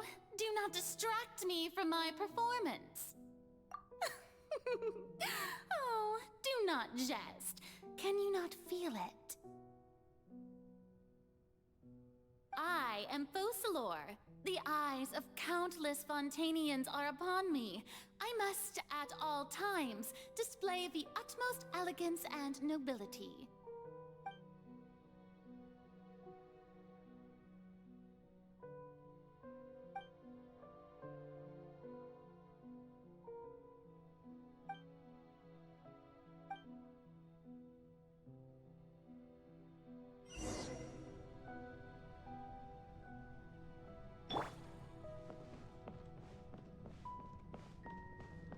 Dear audience, the performance is experiencing a technical difficulty, but worry not.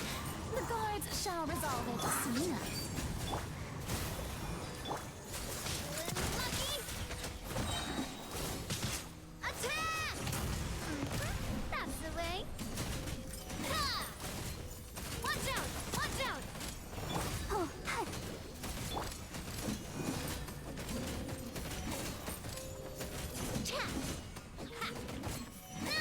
Feeling lucky? Attack! That's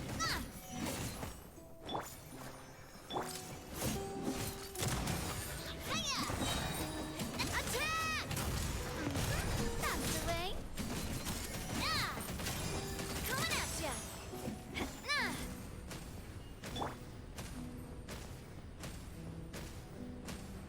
Hey, what gives? The audience is still watching me, you know. Guards? Wait, where are the guards? Guards! Attack! That's the way. Ha! Coming at ya! Coming at ya!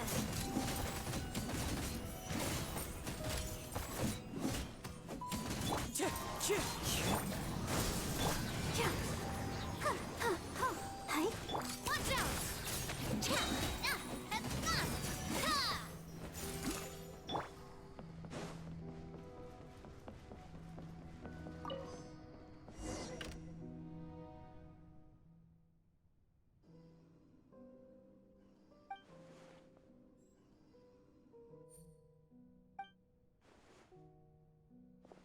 This is so trippy.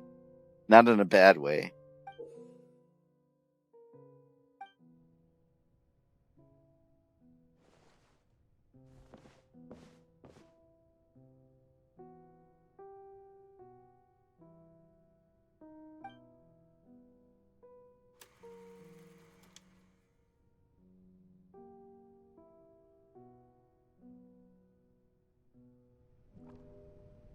Oh.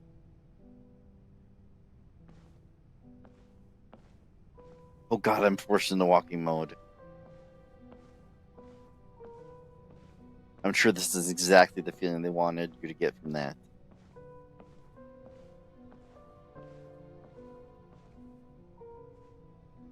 Farina. Farina. Huh? Who's that? Who's calling me? Where are you? Be not nervous. Be not afraid. I am before you. Wait a moment. You're mirror me? How can this be?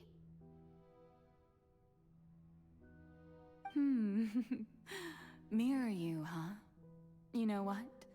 That's not bad. Let's go with that. Mirror me. What do you wish to say? The prophecy. Have you heard of it? What prophecy? Wait. I know. I think. I don't know why, but it's in my head somehow. The people will all be dissolved into the waters, and only the Hydro Archon will remain, weeping on her throne. Only then will the sins of the people of Fontaine be washed away.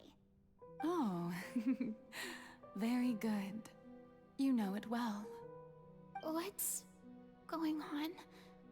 I can't seem to remember anything clearly.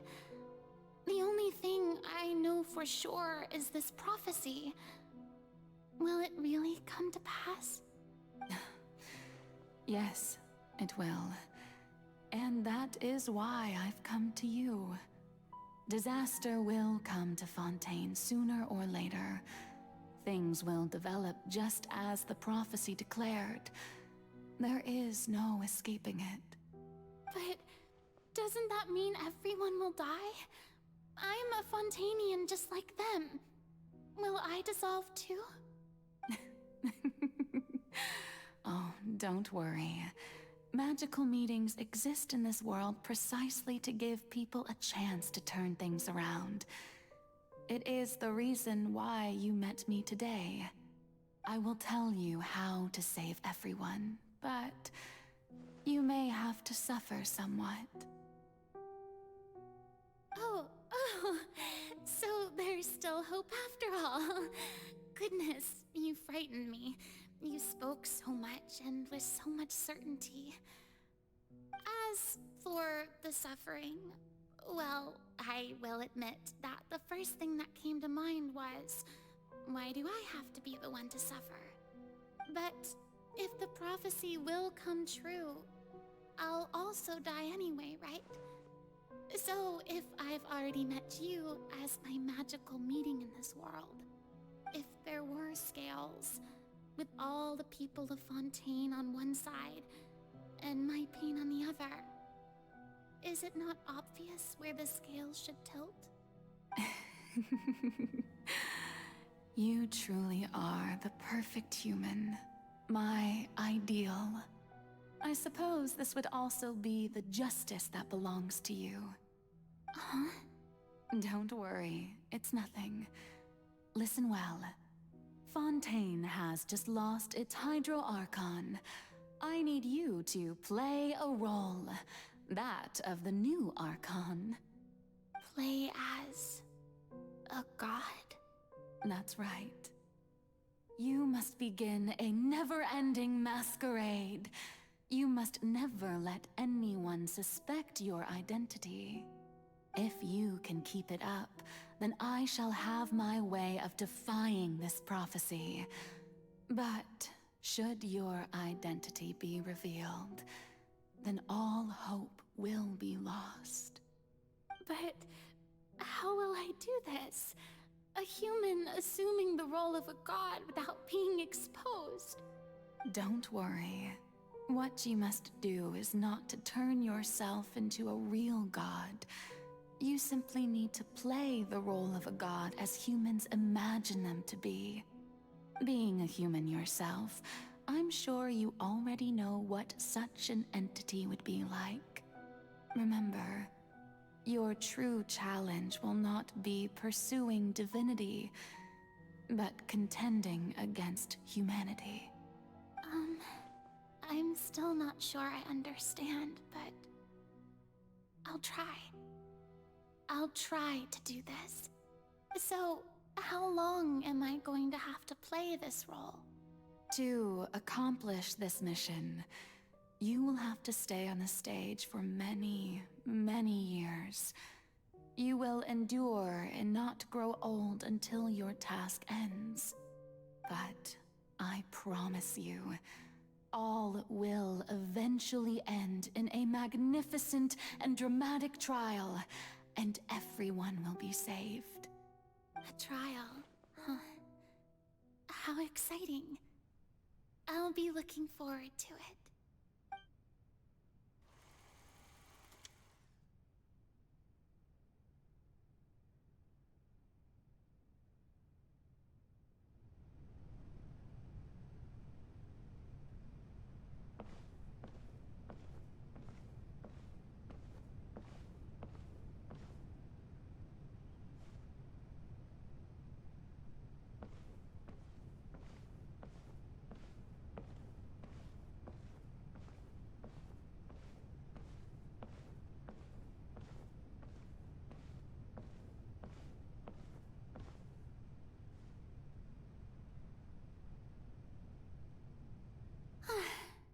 The Maison Cardinalise has announced my accession, but this is my first time facing the people. What should I say to most appear like a god? To be honest, I still don't know. Perhaps I should first try to act natural. Could you imagine if it was like, press this button to summon courage. Sorry, you failed the quick time event. Time to start the scene over again. Ladies and gentlemen, good evening, and welcome to the Opera Epiclese. I'm sure you've all heard about how I have taken on the role of Hydro Archon.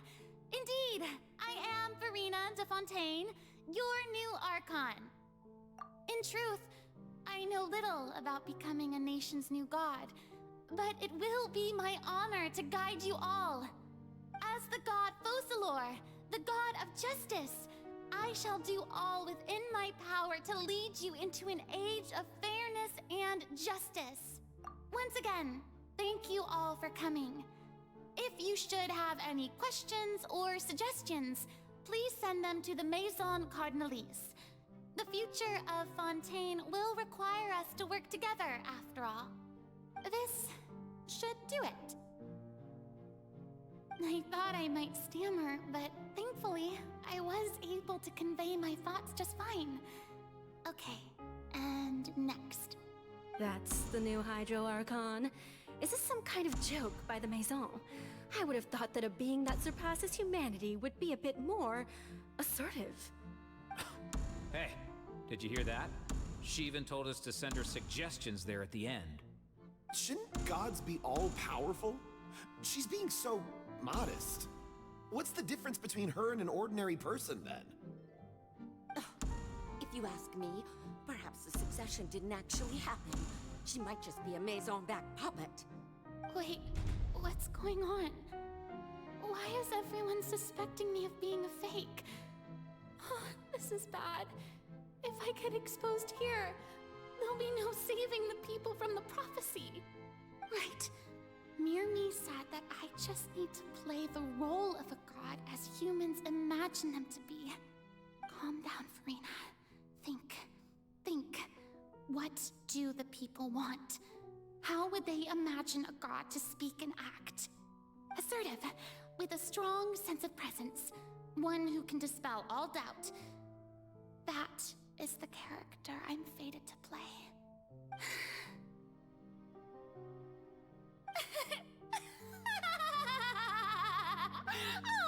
Oh, very good, my people. Only ones such as you are deserving of my rule. Now, I was wondering if some weak puppet were to one day come onto the stage and claim ownership of this opera house, would the children of Fontaine follow them? Well, it seems that you would all see right through them. Having passed my test, you are qualified to witness wondrous trials alongside my august self, here in this opera house. You may consider my previous act a door gift of sorts. I thought it was a debut that suited the atmosphere. Now then, let us be reintroduced. Ah, so that was just a performance. How could I have forgotten that we were inside an opera house?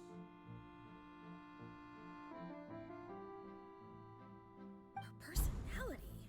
It's quite shocking, to be honest, but I suppose it's a better look than before. Such a fascinating and bold deity. How wonderful! Our future may yet be bright after all. It seems I've turned them around. Best follow this flow and restart my accession speech. My dear people, whether you acknowledge me or not, whether you trust me or nay, I say to you, keep faith in your ardor for justice. We have heard it said that this nation's sins can no longer be washed away. Well, I say that justice is most fragrant when it blooms amid sin. No, this won't work. They'll suspect me again. I must play the role that they want me to play. No, this won't work. They'll suspect me again. I must play the role that they want me to play. Seriously, game? Seriously, game? Because they do the stupid thing of, like, just being one choice, I thought it was pure earnest and turn up the drama. The scales of justice should not weigh heavy in the hands of its god. On one side, it must carry fairness and justice. And on the other, praise and applause. May law be the prayer on our lips. May judgment be our worship. Let us light the fires and drink to the future of Fontaine! There is no trouble in this world that justice cannot solve. All that is needed is for you, my people, to believe in it, heart and soul. So long as I, the Archon Focalor, stand within the Opera Epiclese, so long as I stand before the Oratrice, I shall even judge the gods of this world!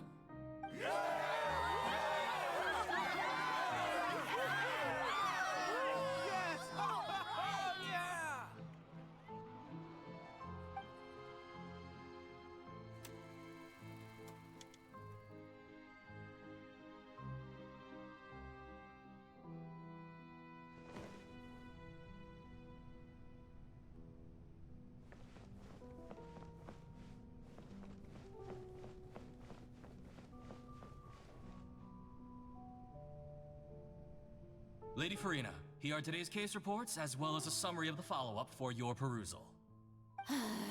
Come now, was I not just at the Opera House in person? Leave these in a roulette. Besides, none of these trials were the one that I'm looking forward to the most. If I may be so impertinent, what kind of trial are you truly looking forward to? A magnificent, dramatic, and wondrous trial. A trial to end all things. How could you hope to understand? That's true, I fear I lack the ability to grasp your divine thought, Lady Archon. No need for fright, and do not take what I said before too seriously. Go now, do your duties. The trial I await. It will come one day.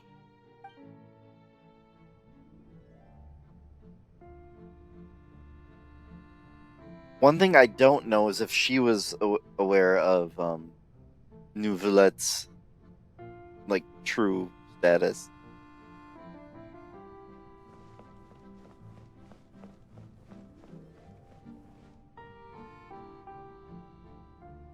Farina, I don't know what to say. Thank you for agreeing to see me. No need to thank me. Or rather, thank your own sense of perseverance instead. Long have you stood in line to meet me, have you not? Oh, I'm afraid that's just an inevitable consequence of my divine charm. All right. Deoteria, is it? How is your son's illness? You remembered me, and you knew of my family, too. He is doing much better now. In fact, he is far more of an ardent believer than I. He was the one who forced me to seek an audience with you, and to bring your words back to him. Oh, good. Very good. If this should happen again in the future, please do not hesitate to come and tell me. Going down to citizens' homes every so often, while not usual practice, should serve as a fine change of pace. You're such a gentle and wise god. Thank you once again, on behalf of my son.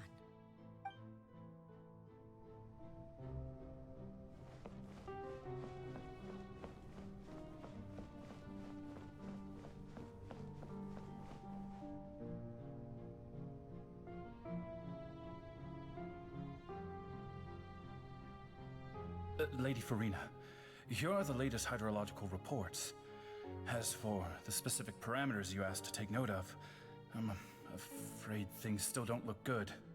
I see. It's as I thought then. As your god, I did already expect this, but I wanted to see how far your human wisdom would allow you to analyze it. All manner of signs indicate that the prophecy will still come to pass. Forget it. That's not something you need to worry about right now. Well, as I understand it, the Fontaine Research Institute is also trying to find a way to counter the rising water levels. Really? Have they found anything? I'm afraid that they haven't found any effective solution thus far. Oh, is that so? Well, no wonder. This issue has reached the realm of the gods after all. Still, their spirit is praiseworthy.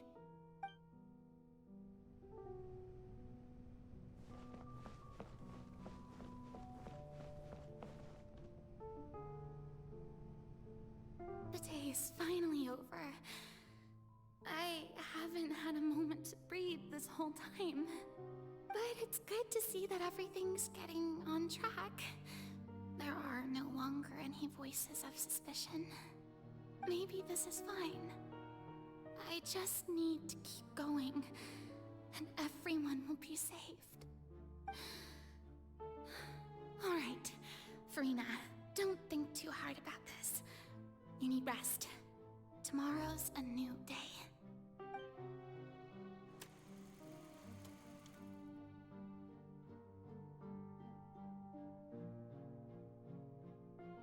Lady Farina, here are the new trial reports for the latest cases, as well as a summary of the follow-up. There'll be no need for that. I've seen them already. There's no need to go back over scenes I've witnessed in person before. Lady Farina, I've waited so long for this chance to see you in this manner. Indeed, my dear, loyal citizen. This joyous moment is an honor for us both. Lady Farina, we're detecting significant hydrological anomalies near Poisson. Understood. Keep monitoring. Keep me informed should anything come up at the Institute.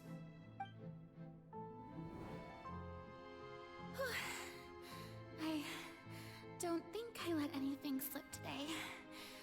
I must show the people that there is nothing to worry about. I just don't know when these days will end. I feel utterly exhausted. Best to rest early today, too.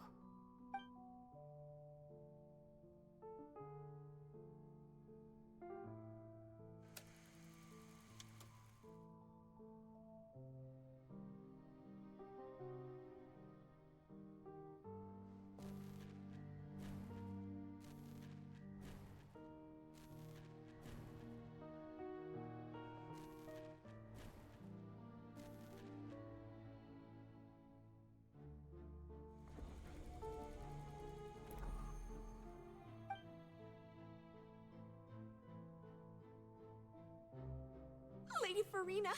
It's like a dream being able to speak with you up close like this. I've heard that the first member of our family who was honored to receive an audience with you was Madame Deoteria, almost 20 generations ago. And what a fine family yours is indeed. It brings me great joy to meet such a faithful believer, a descendant of a line most ardent. Surely you exaggerate, Lady Farina. My lady? What is it, good citizen? Are you crying? Uh-huh. Oh, really now? I didn't even notice. This must be the overflow of hydro from my person.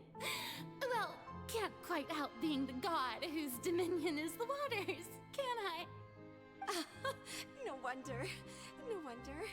A manifestation of your power, then. Oh, Archon, I am honored to have witnessed it. Honored indeed.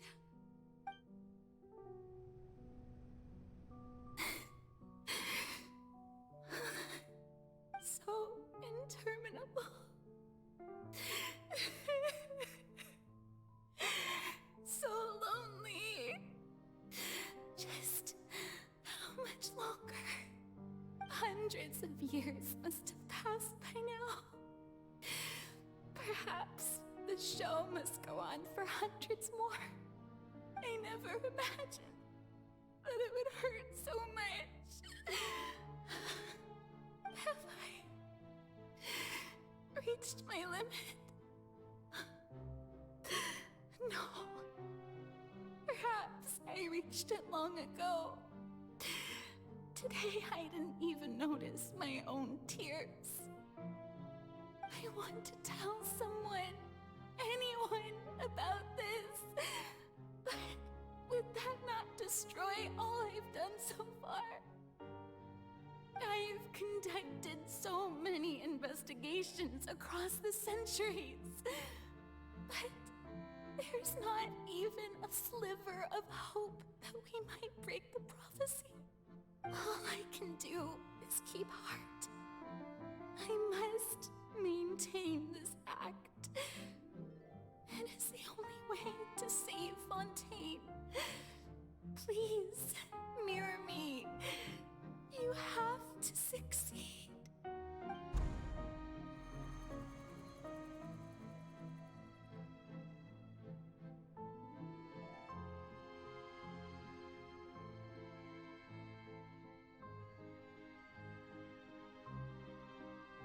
Farina, you don't have to shoulder this burden alone. Although I don't know what you might be keeping from everyone.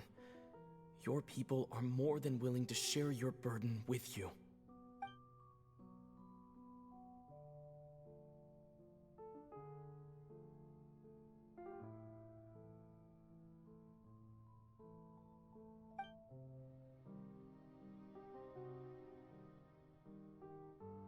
Share my burden.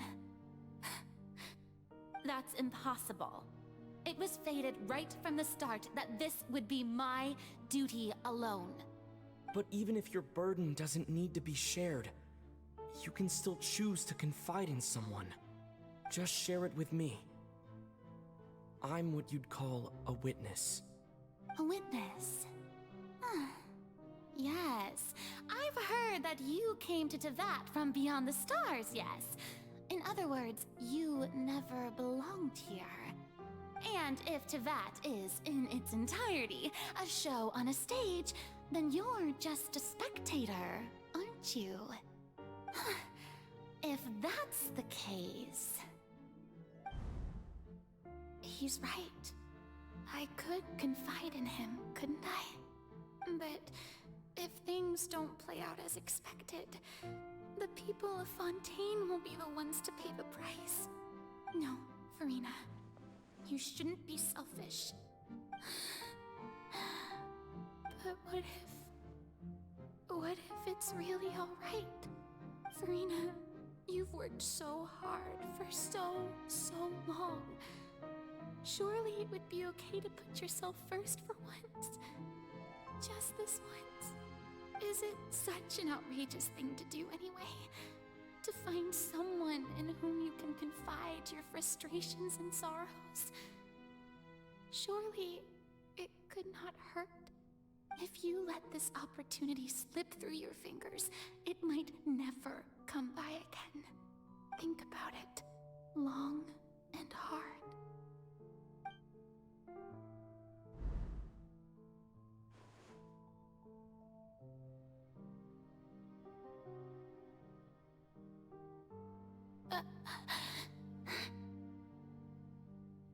No, I have nothing to say. I am Farina, the Archon of Fontaine. Everything will surely get better. All you need to do, dear spectator, is to witness my performance until the curtains fall.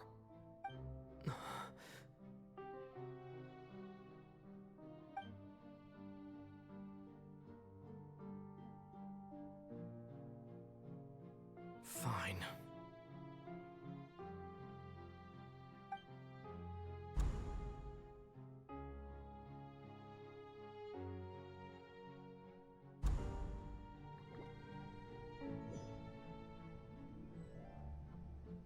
So even Farina doesn't know the truth? You've never once let her in on the full plan? Yes, it had to be done. To deceive the heavenly principles, you must first deceive yourself. She did very well. If she had let her resolve falter even once in these 5 centuries, Fontaine would have been doomed to the most tragic fate. It seems that trusting humanity was the right decision after all. I believe that I understand how your deception works, but that is only half the truth, is it not? How would you build on this foundation to save the people of Fontaine?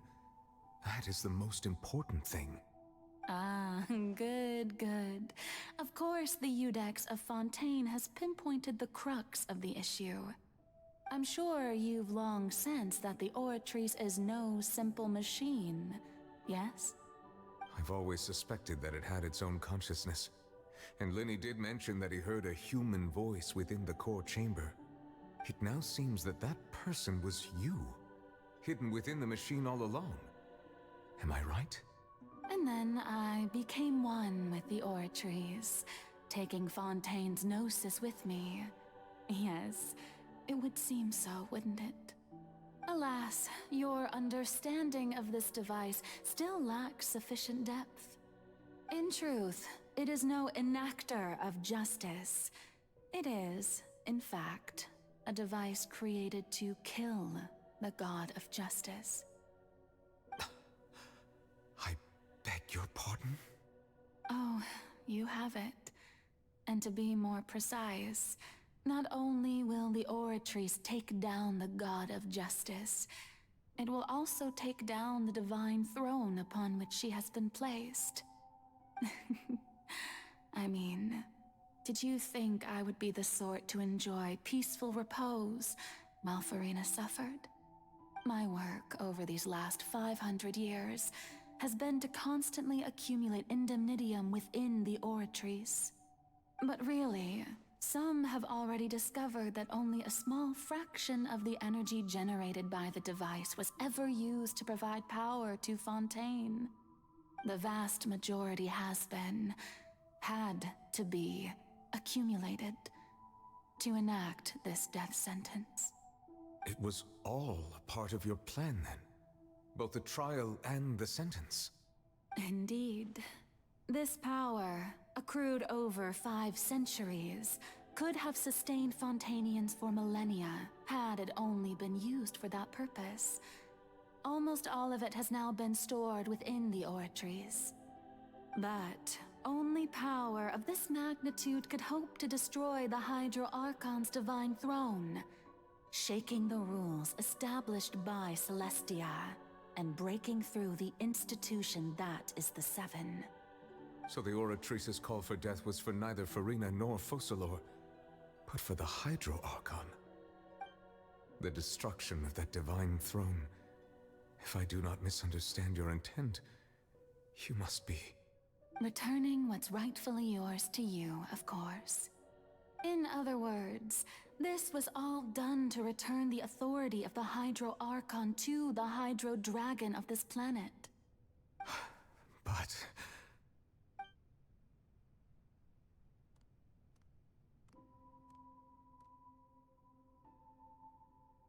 Oh, what?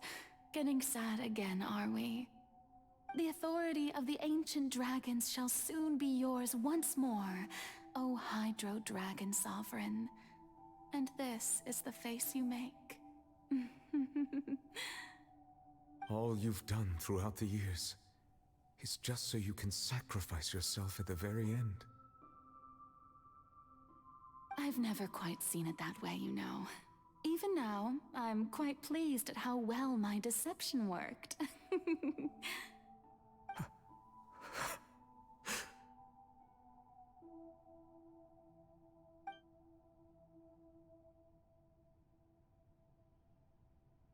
Hydro Dragon,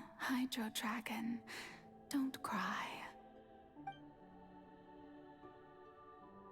I must say, had it been within my rights, I would have loved to judge the heavenly principles themselves.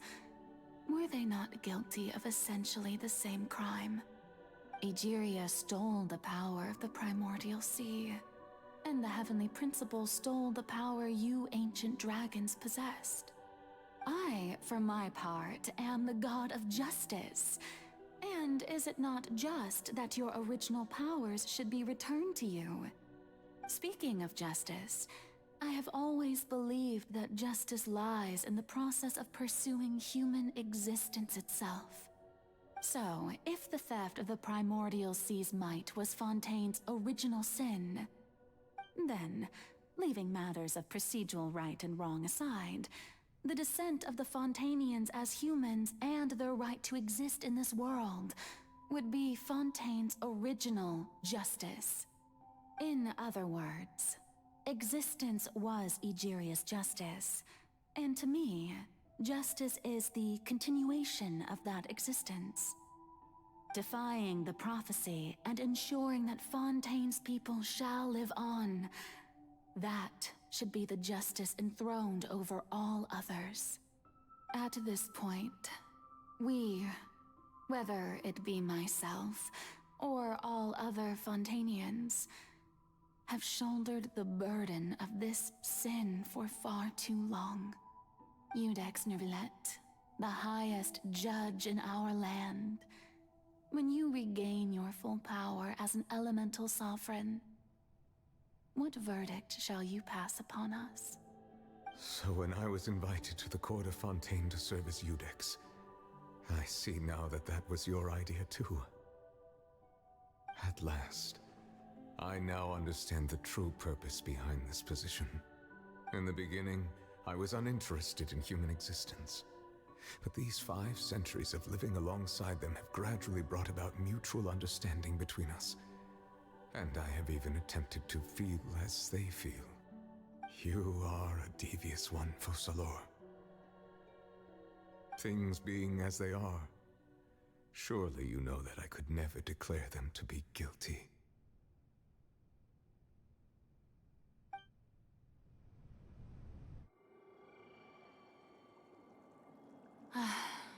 The hour of my execution is almost here. For the sinner, the curtain call has come.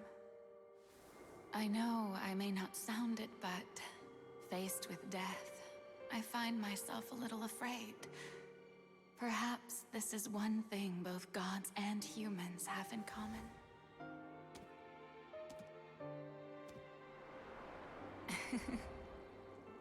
Farewell, Nervilette.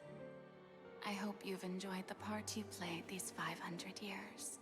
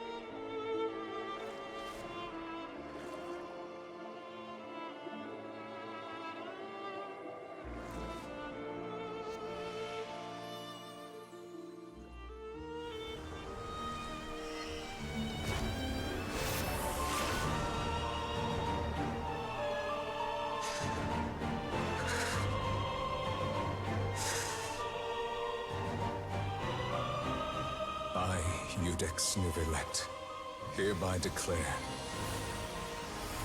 people of Fontaine, your sins are forgiven.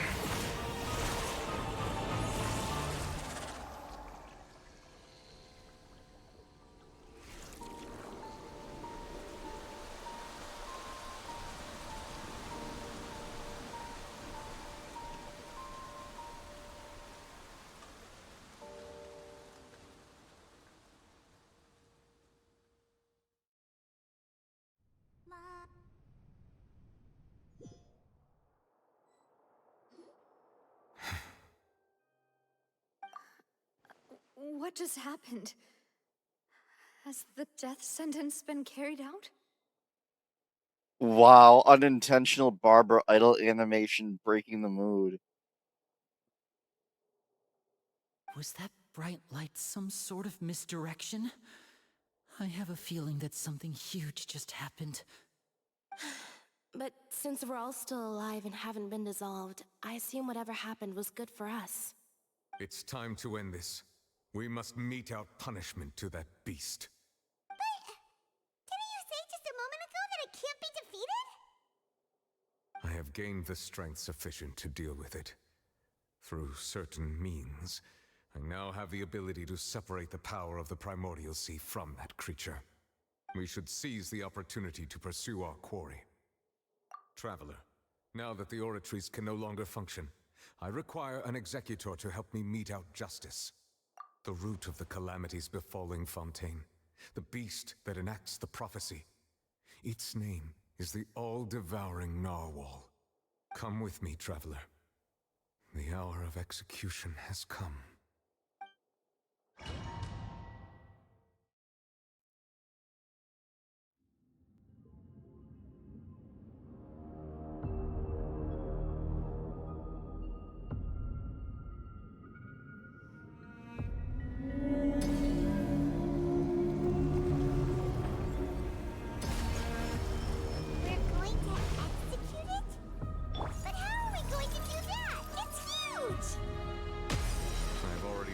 To separate the power of the Primordial Sea from the whale. Considering the size of the beast, I cannot reach the power source. Unless we can find a way to attack it from within. We shall share a part of the ancient dragon's power with you. We shall look for an opening together.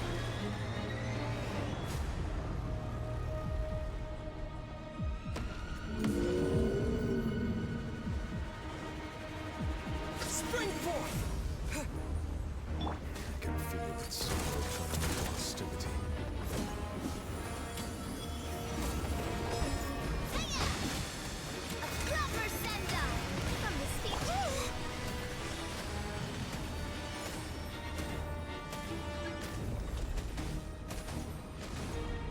The all-devouring Narwhal cannot resist its instinct to devour. Continue to trigger its hostility, and a chance will present itself.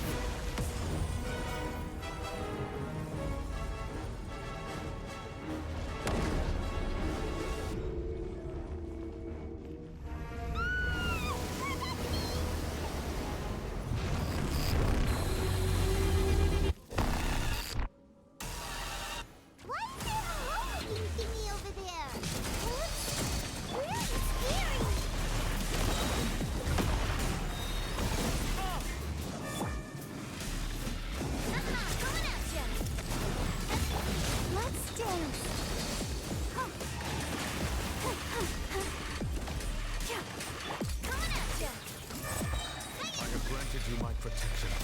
Do not fear. Seize the moment and use my power to suppress its root from within.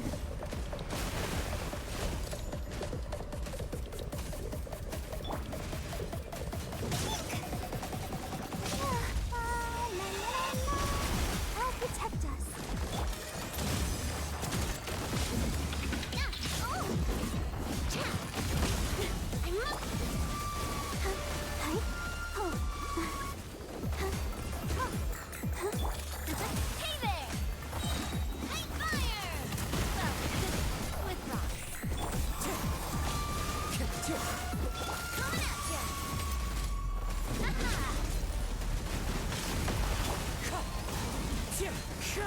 So my Navi isn't even fully developed and she's hitting like that.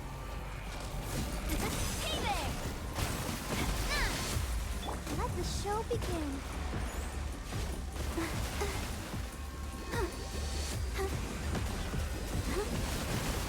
Go, Barbara, go!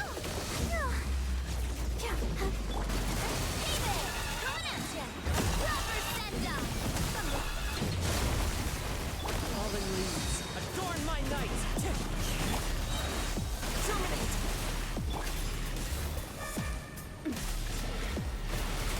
Watch out!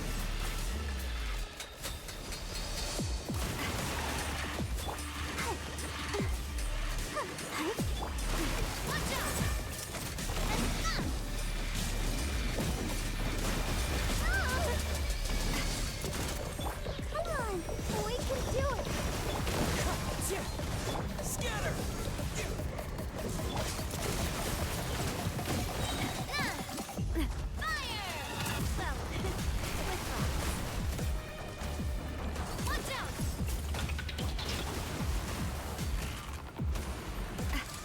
I'll protect us. Umbrella warfare, I guess.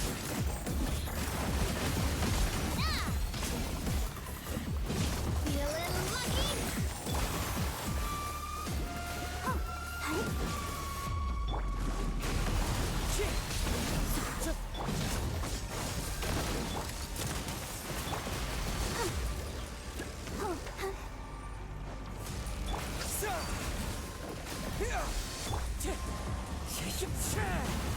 As one with wind and cloud. Let the show begin.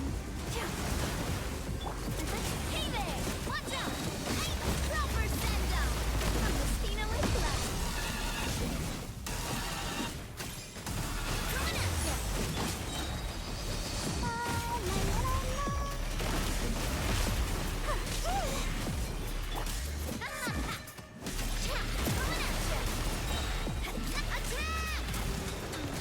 That's the way.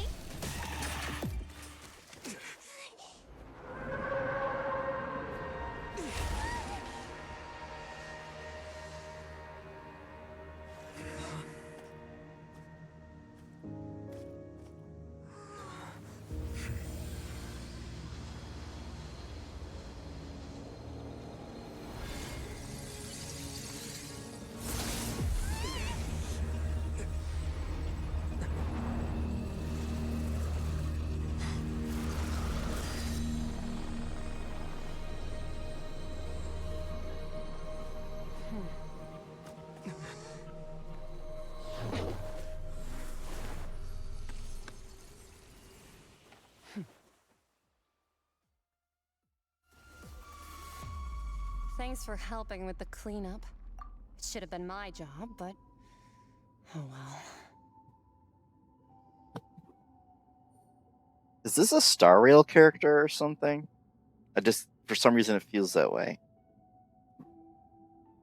It was just supposed to be a short private training session for me. I didn't think that my disciple and my master's pet would start brawling in the meantime. Well, actually, I had a feeling that it would happen at some point, but they bumped into one another earlier than I thought. What a blunder. I suppose I'll have to swing my sword 3 million times as penance. That power. Who are you exactly? Paimon has an idea. From what she said earlier, she must be Child's master. Skirk, right? It's just that he gave us the impression that she was the less talkative person. I simply did not have anything to say to the weak. But you, on the other hand, managed to defeat the all-devouring narwhal without using power from beyond this world. So you may speak to me as equals. I have to agree. It's a strange use of a planet's primordial waters just to raise an all-devouring narwhal. That kind of power is wasted on it. It's not cooperative, it eats too much, and I have more important things to do with my time than pet sitting. The only thing that creature has going for it is its looks. All in all, it fails as a pet. Miss Skirk? I think you might have missed the point. The point being? almost destroyed an entire nation. So what sort of person is your master? Well, child's master's master. Wait, is that right? Oh, right. So you don't know him. Sorry, I assumed you did. His name is Sertologi. Huh? I am unfamiliar with that name. Huh. So Master isn't sufficiently famous. How should I describe him then? Have you heard of the name The Fowl? The Fowl? Still nothing? Well, how about the Visionary? Vetterfulnir then? Or Gold Rhine-daughter? Was that second one some sort of Norse thing? Ooh, that one we've heard. Rhine-daughter's part of the Hexen Circle. She's Albedo's mom, right? Oh, so you do know that name. To be honest, I also heard all of those names and titles from my master. I don't actually know them either. But I suppose you understand now, yes? My master is likely a similar sort to Rhine-daughter. They are both pursuing some form of perfection. Wait, didn't you also mention a visionary person? Paimon didn't quite catch their name. Actually, never mind that. I believe it expedient to inform you that the all-devouring narwhal used up nearly all its strength fighting you. Such roiling hydro energies will prove difficult for the planet's deep seas to digest. As such, the Fontaine back on the surface has most likely been thrown into chaos. In other words, the prophecy that you've been fretting over should now be in full swing. What?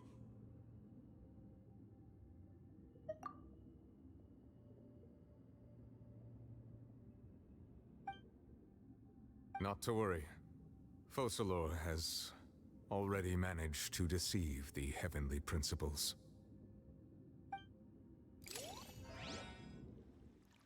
In the end, the people will all be dissolved into the waters, and only Furina will remain, weeping on her throne.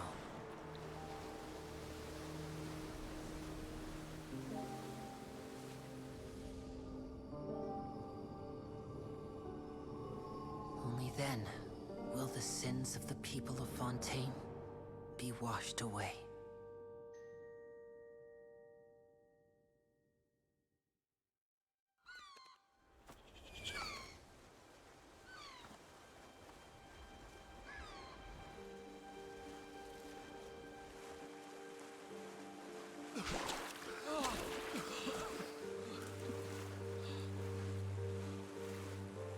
Hey! Help! Over here!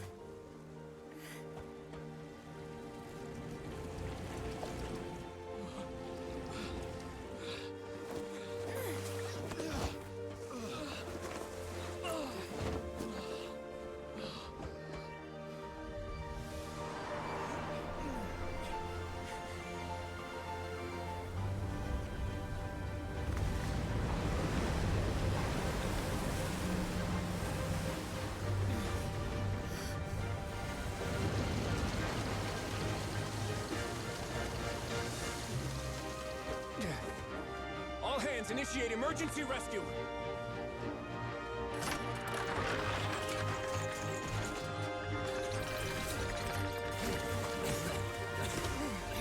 Hurry!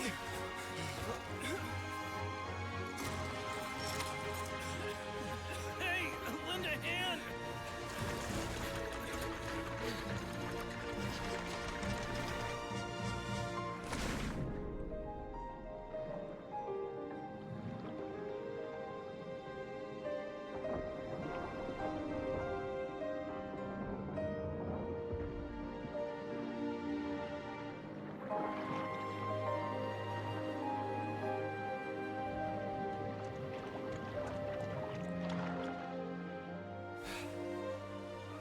Look!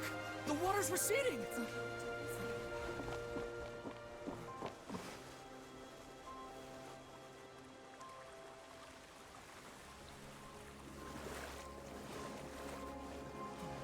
It's a miracle! Water's receding. We didn't dissolve. The prophecy was wrong. The prophecy was wrong.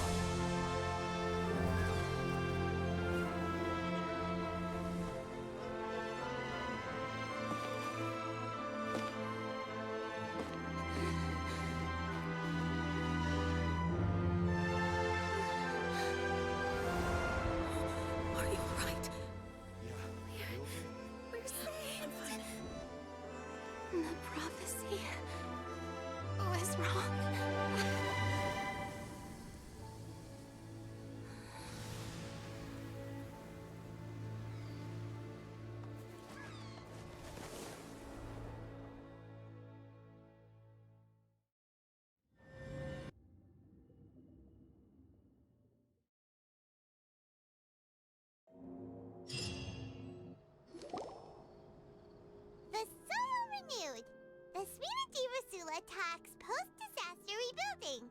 I recently visited Poisson to meet with Miss Navia, spokesperson of the Spina di Rosula, and we spoke about Poisson's present and future.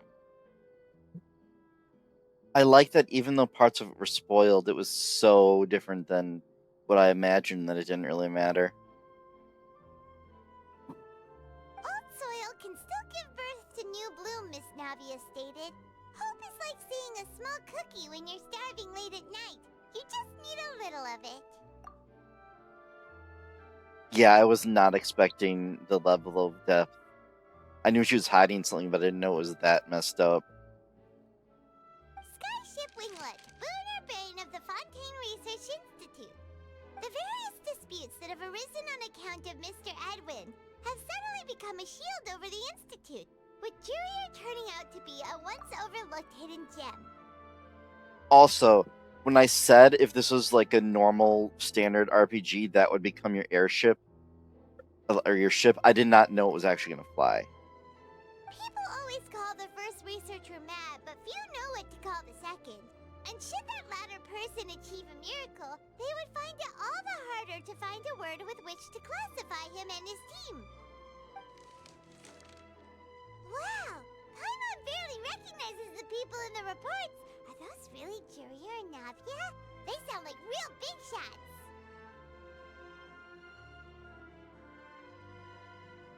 What do you think? Pretty enthralling, huh? The Steambird's idea was pretty simple. With the disaster just having passed, we would print a free edition packed to the margins with good news to calm people down. The value for these big scoops lies in their inevitable follow-ups. We'll publish further reports and go into the stories behind those people. Edwin's assistant, Jurier, created a true flying ship, while Navia is leading people in the reconstruction of their home. I'm sure that these stories could draw even your well-traveled eye. Also, finally, I'm using a character where it makes sense to be using them, as Navia is a key part of the battle. And then it turns out she's actually in a boat up above. Paimon's curious too! Wait a minute. Didn't we watch everything happen from start to finish? What's there to be curious about? And that's exactly why I'd like you to come conduct interviews with me. You're the best incubators of news, if you haven't noticed. And also, with you around, I'm sure I'll get to see that Duke. Are you sure? Hasn't he turned you down several times already? Oh, this time will be different. Come on, let's head to Poisson first, and then make a trip to the fortress. There are some things you'll only know when you get there.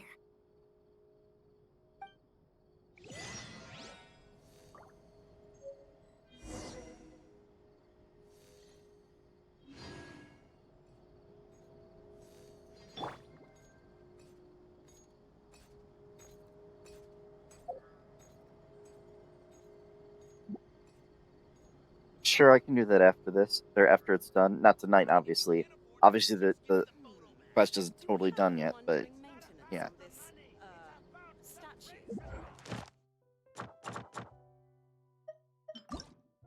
Oh, not quite yet, huh?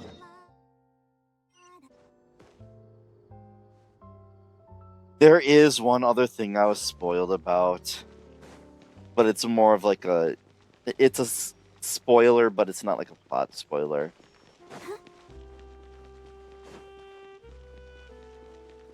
I'll say after it happens.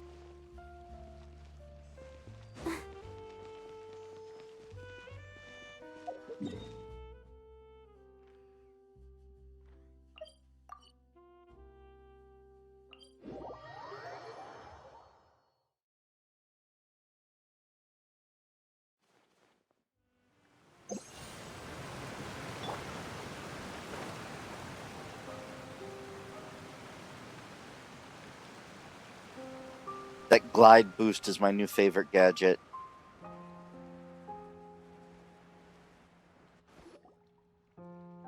Navia! Oh, it's you. What brings you all here? Hey, we're just having a look around. I'm here to update myself on how things are going here. Oh, the Fatui are here too. Let me introduce you. This is Mr. Garunt Snezhevich. He represented the Knave in sending us a large amount of supplies, and is helping with our work. So is his name basically Mr. Snow? Or is that a weird combination? Yeah, I don't know. Our residents are hard at work as well. Thanks to everyone, work is progressing nicely. We've lost a lot of people, but we're moving forward. That will have to be enough. Hello, Miss Charlotte. I'm a big fan of yours. I especially like that article you wrote last year about Fontaine's stray cats. I never would have imagined that was a voice that was going to come out of him. Ever. But if you don't mind, could you not emphasize our role too much in your report? It's not charity we're doing here. We just happen to share the same interests as the Spina. I get where you're coming from. I'll keep it as simple as possible. Or would you be willing to feature as friendly neighbors? That would be fine. Thanks. Also, now I want Nuvolette and Farina as well. Good thing she's not on a nearby banner. It's a stretch to get Nuvolette and Zhongli at the same time, but that's actually a realistic chance if I'm lucky. And then there'll be more Natlong characters coming out. Oh, you're back too. How are things? We finished laying down the construction materials. It'll be another hour before the workers are able to go over there. Huh? You're here too, Clorand? If I didn't say it already, Nuvolette and Zhongli are going to be on the same banner in December. Or like the dual banner thing. Well, her reputation's greatly risen after that whole duel business with Miss Farina. So she's here in Poisson to wait out the heat. All right. She really came here to help. There's too much to consider in the reconstruction of Poisson. The Spina has need of more decision makers. And, well, I do already happen to be connected to Mr. Callis. I'm guessing the audio messed up again. I really need to get my controller working wirelessly. It happens because the USB cable on my controller wiggles a little bit, and it also has audio components. Even though I'm not using them, it disrupts the audio when it happens. Oh, wait just a moment. Do you mind me asking a few questions? You know, about how you felt before the duel, about what it was like facing down a god. There's lots of exciting material there, I bet. Forget it. I'm sure you can find a better theme than that, Miss Charlotte. Also, where's Child? He was kind of in this eternal battle with the whale and then just vanished. I see you're the same as always. Couldn't you do me a favor, for Navia's sake? Oh, did they show him during all that? Was he just sitting there, like unconscious or something?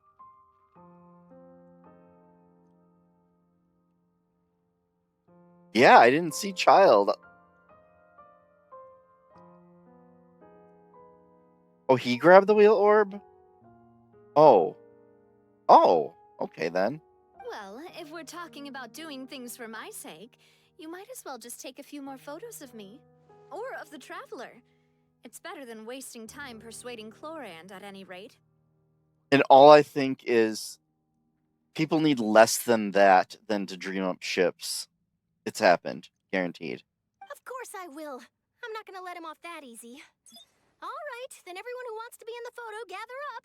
And smile.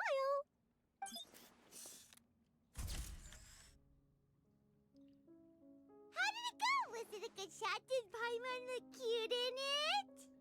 Not bad. Your addition really helped the composition of the picture. All right, hang on a moment. Let me snap a few more shots.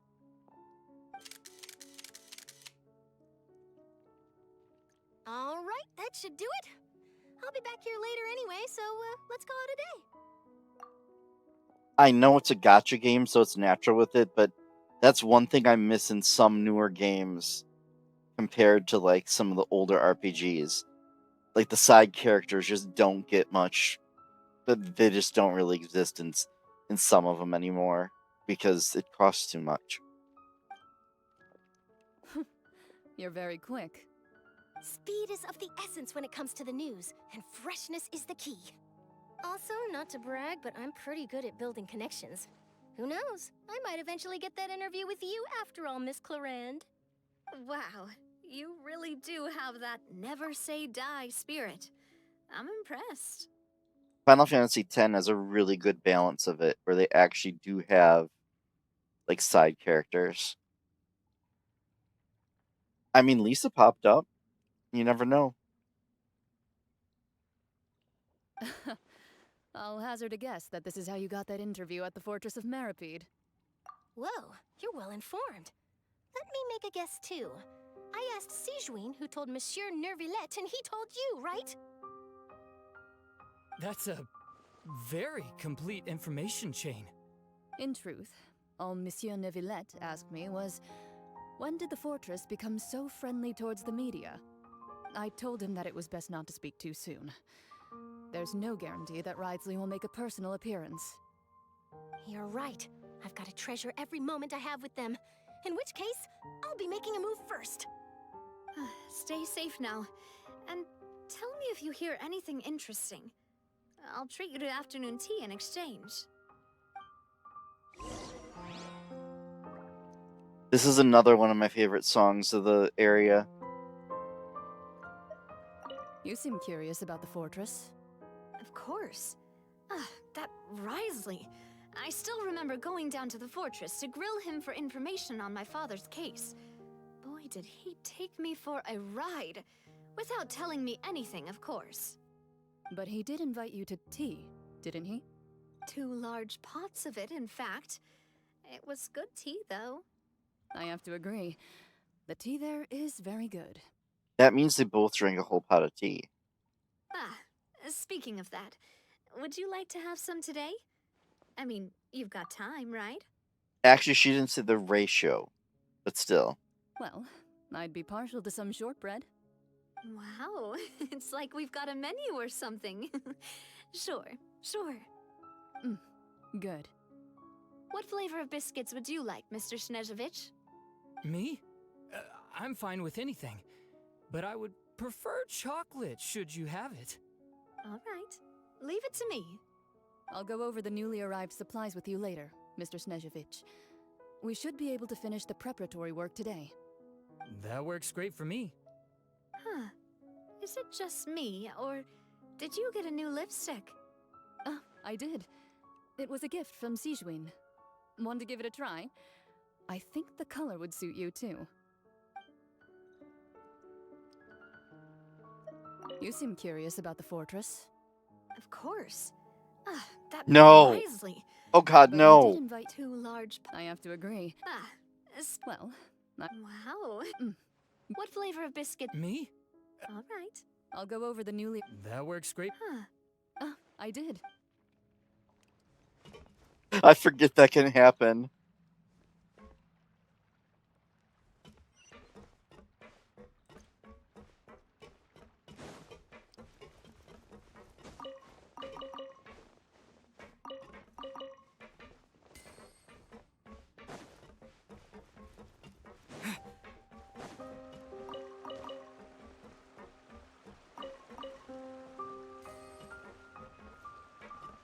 Yes.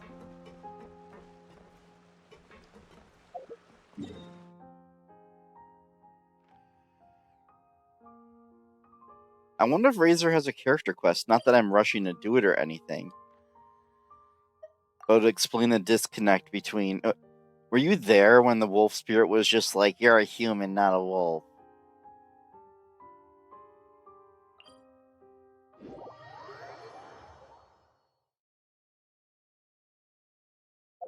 I don't know. Then you see Razor's idle animation.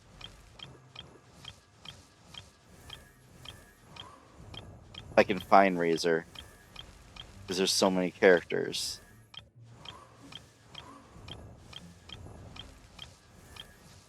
Yeah, and then his idle animation has quite a different dynamic. Just a little more friendly.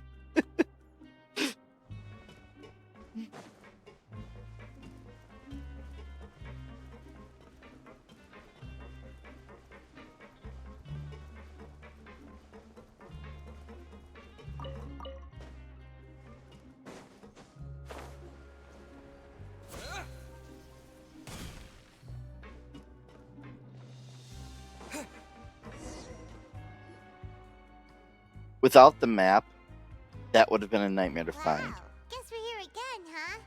There's a real nostalgic feeling to this place. Looks like you've been missing us. Duke! Did you come all the way to the entrance to greet us? Of course. I'm here to welcome you and our dear Miss Charlotte, whom our good head nurse recommended to me. It's an honor to finally meet the much-rumored Duke. Thank you for consenting to my visit to the fortress, sir. No need to thank me. But that said, I shouldn't be the focus of your interview. I trust you recall our agreement? Of course, of course. All right then, this way.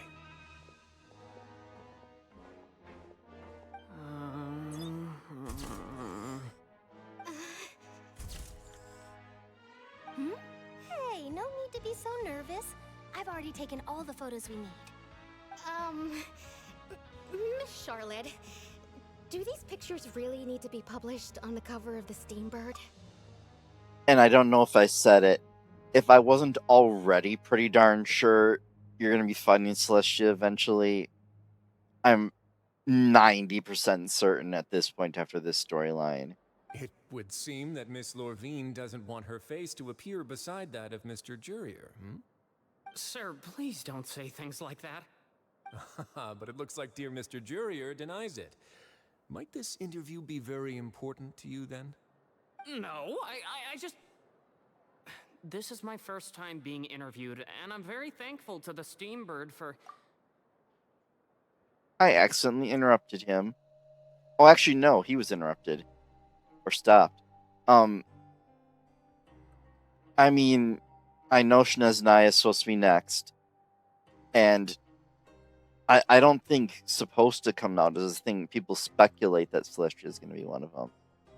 But that doesn't mean it is. I say, when you said that, I assume you have. Now, I might not look it, but I actually did meet Mr. Edwin once. And I'll be honest, I enjoyed chatting with you more. You've definitely got more of that genius vibe going on. The boat that brought about a miracle, the ark that saved the people. Why, you recreated a myth back there, like an emissary of legend. I mean, kind of already have gone to Conria in the chasm. Still, if I might ask, where's that flying ship now? Huh. Looks like Charlotte's trying to get herself another exclusive scoop. I have to apologize, but that ship is presently in the bowels of our factory. I'm afraid it won't be easy for you to get a shot of it. My mind still doesn't process that it was apparently an underground nation, but yeah. Really? Well, then in that case, could I have an interview with you to make up for that loss?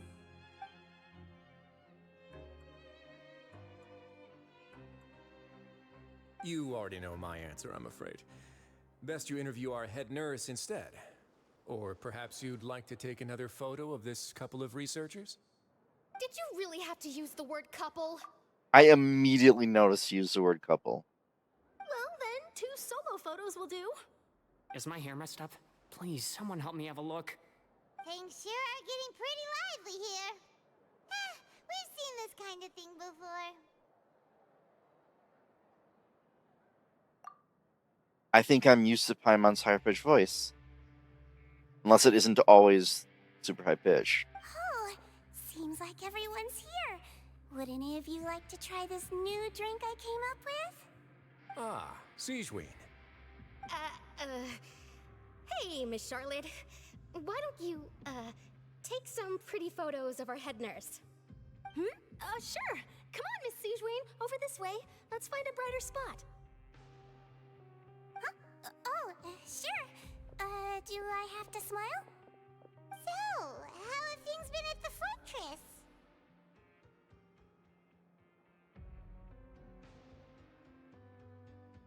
Same old, as you can see. Fontaine's undergone some changes, but this place is still more or less the same. Other than that flying ship, it got a tad too much attention, I think. That's why I decided to let the interview go through. We should direct more public opinions toward the behind-the-scenes heroes. Am I right, Mr. Jurier? Miss Lorvine? You're too kind, sir. I believe that you too should have your day in the sun.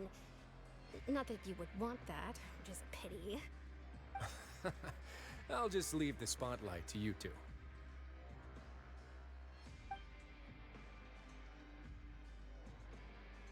I see. Lots of things happened that day, huh?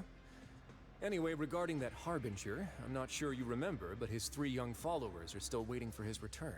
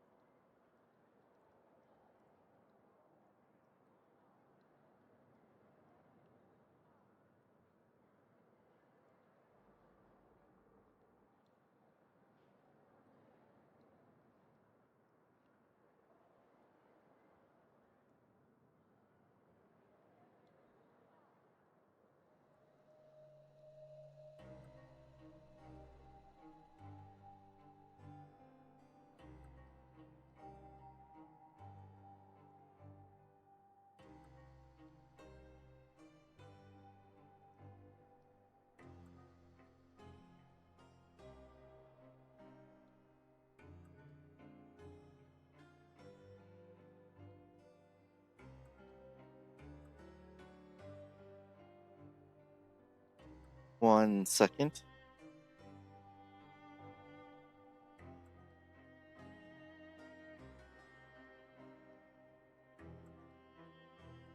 He sure did win them over, huh? I'll tell them that there's good news and bad news. The good being that their boss seems fine, and the bad being that they must face extended sentences for abetting his escape. Oh, actually, what about you?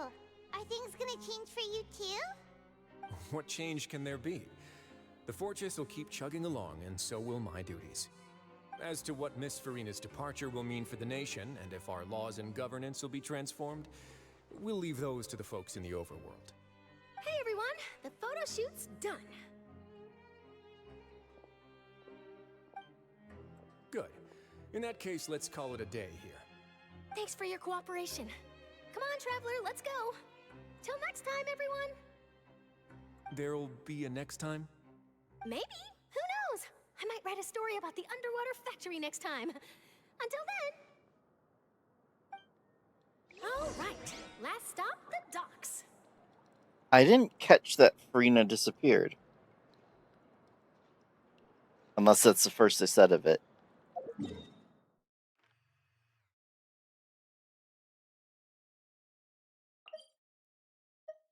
Also, I remember seeing people, like the first time in Fontaine was teleporting from Mondstadt or something. Like, I never encountered anything like that. Does that even exist? Did I just read something wrong?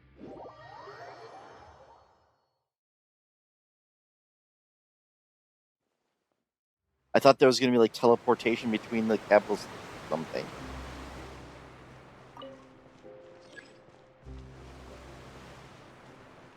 How? Oh, you mean like on land like I did for the first time.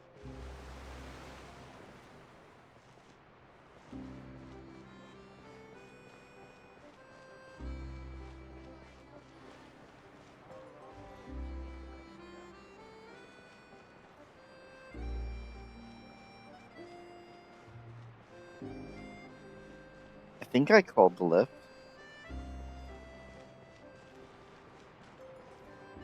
Duh, I can jump off the edge.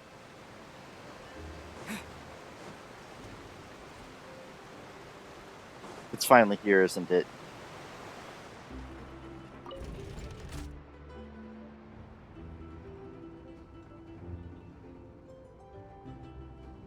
Someone with motion sickness should never watch this elevator ride.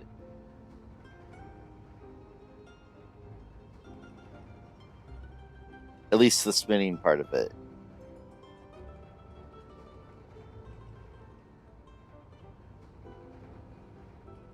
Oh, yes, big time. There's in EverQuest, there's this, yeah, in EverQuest, there's this surreal area where there's like water flowing on the walls, and we have to divide the raid in 3 for it, and there are some people who we could not have in the water section.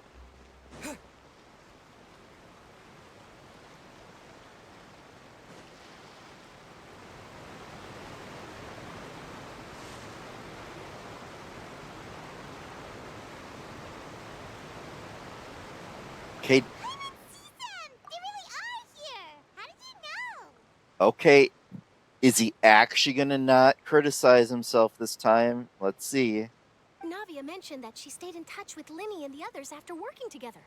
Apparently, they've been at the docks distributing these strange pockets the whole time since. Traveler, Paimon. Ah, and Miss Charlotte, too. Would you like a magic pocket? What sort of gadget is it? It's a wondrous bag that can be used to carry many things. The water level has returned to normal, but if you see any of your things floating around, you can use this to carry them. Or you could trick a friend into doing it for you. That sounds like a scam of some sort, or some sort of opening of a joke. Would you like a magic pocket? Trick a friend? I wonder which of my friends would fall for that.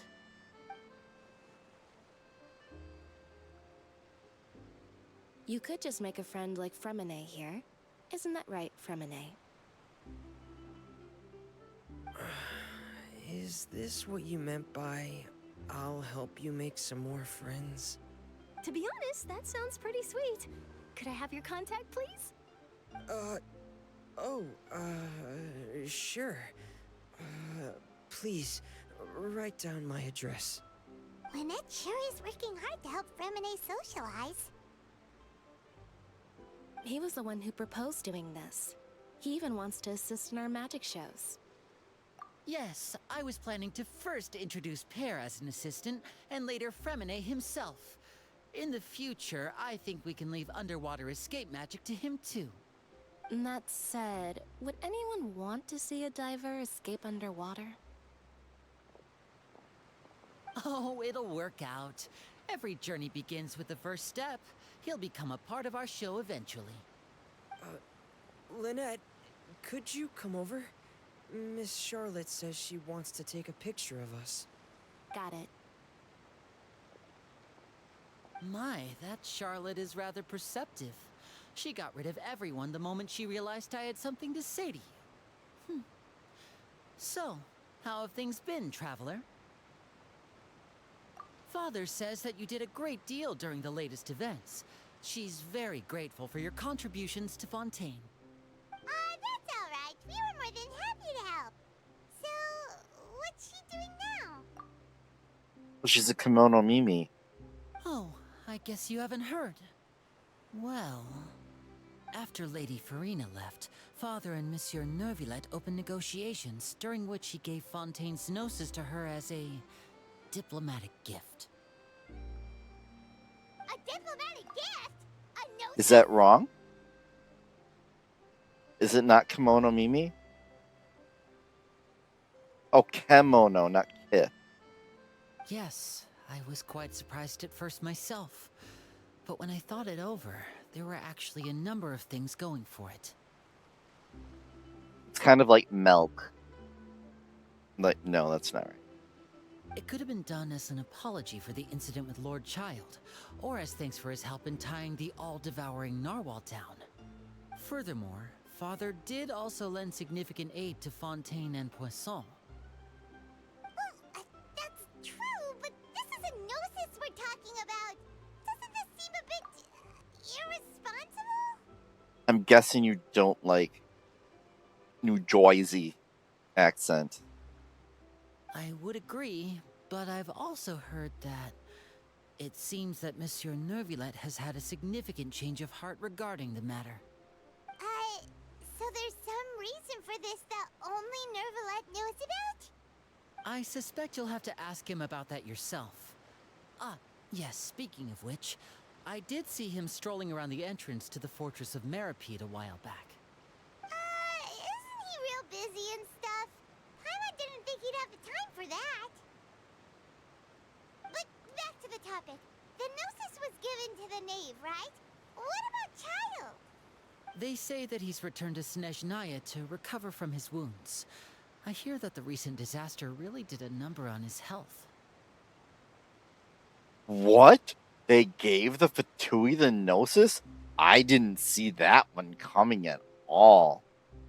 That's true. When you think about it, we've had loads of run-ins with the Fatui. To think we'd be allied with them this time. So shocked by such a simple switching of sides?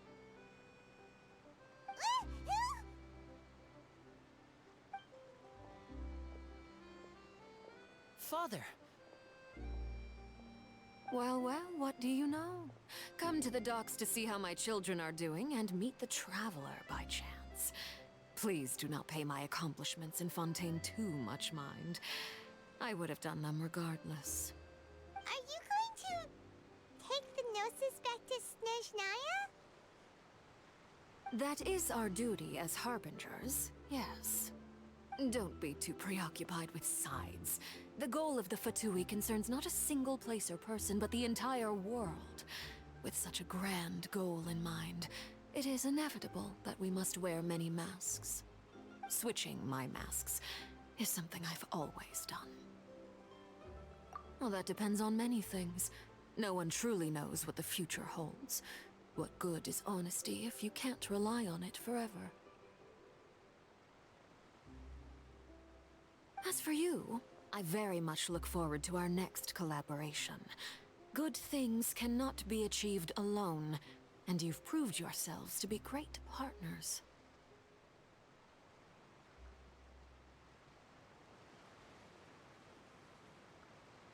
A vision? All right. I'll remember to return it. Thank you for keeping it safe for him this entire time. And that's a wrap for me. Huh? You're... Greetings, Miss Journalist. Hello. If I'm not mistaken, there are diplomatic channels I'll need to report to take a photo of you. That is correct. So forgive me, but I will not be able to serve as a subject in your article. However, feel free to write as much as you'd like about our dear magicians and our upcoming rookie talent. I will. The sea breeze is quite pleasant. I shall continue my walk while the weather remains so agreeable. Farewell. Farewell, Father. Oh, she has such an intimidating presence. I didn't even dare to take a picture. Thankfully, I've already wrapped up all my pre-scheduled interviews. Thank you all. This'll be more than enough for me to write about, I'm sure. Don't be too nervous. Why don't you take a magic pocket before you go? Here, Traveler, Paimon, you take one too. To move things about? That's right. Funny. I was giving out magic pockets when we first met too. And what do you know? I'm doing the exact same thing right now. So many things have happened, but the pockets are still the pockets. I guess this must be life. We will all follow our own paths, and serendipity will lead you to your fated friends. All right then. We'll be handing out pockets in some other districts later, so we'll get going now. Have a good day, you two. I mean, realistically speaking, unless this kind of thing is just normal to Vat, they'd be like rich beyond belief for having such a thing. Well, guess we said Charlotte, huh? Should we go see what Neverleft's doing? As long as he's not so busy that he doesn't have time to chat anyway.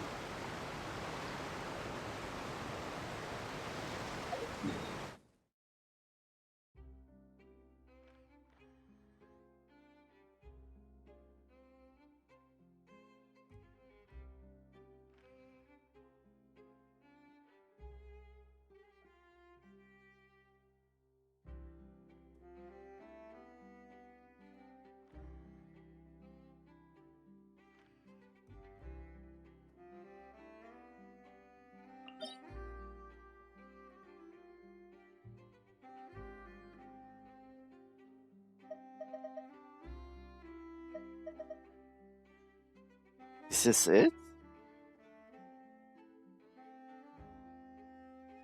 No, that's not it.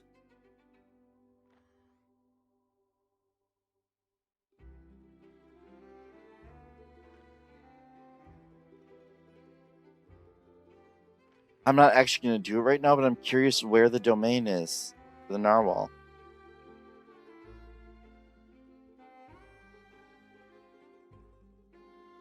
Unless that was it, and it's just really stupidly named. I don't think it was, though.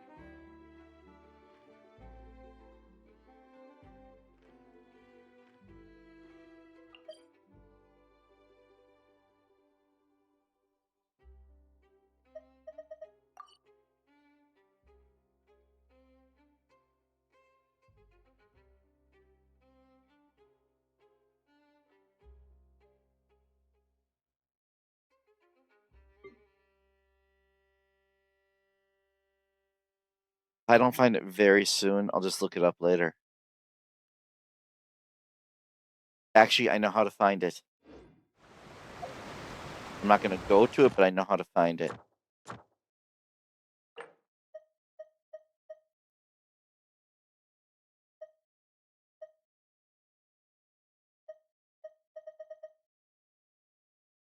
Oh, is it not? Is it not? Is it not a trounce domain? I assumed it would be. No, it must be if there's a drop from it.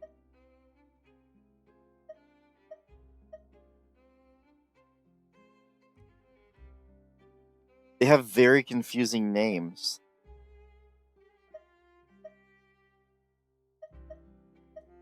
Huh.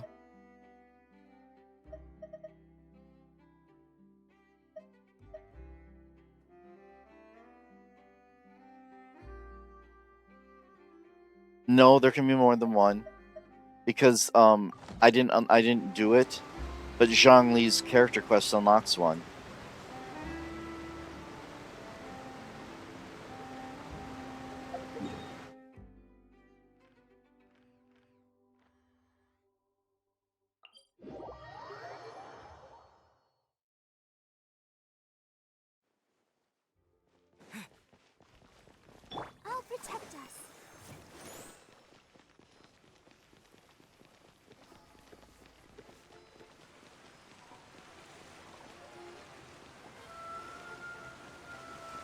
Oh, that's right. And there's also 2 in Inazuma. Because Raiden Shogun character quest, I mean, or IA or I or whatever her name is, quest unlocks one as well. The entrance to the fortress! Ooh, he really is there!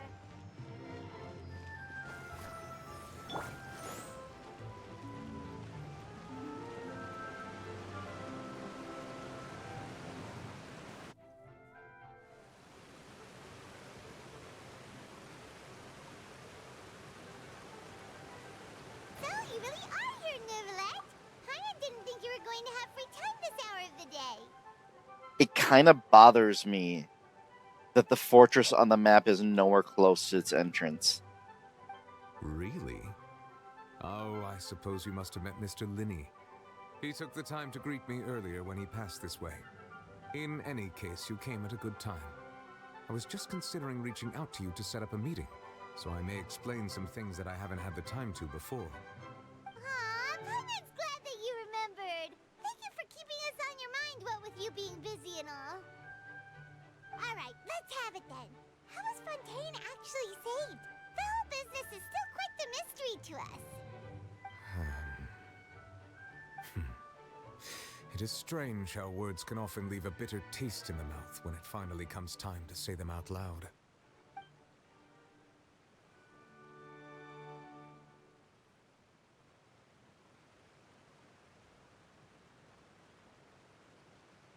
Whoa. So that's what happened? Focalor destroyed the divine throne of the Hydro Archon and restored your power to you, transforming you into a fully fledged elemental dragon sovereign.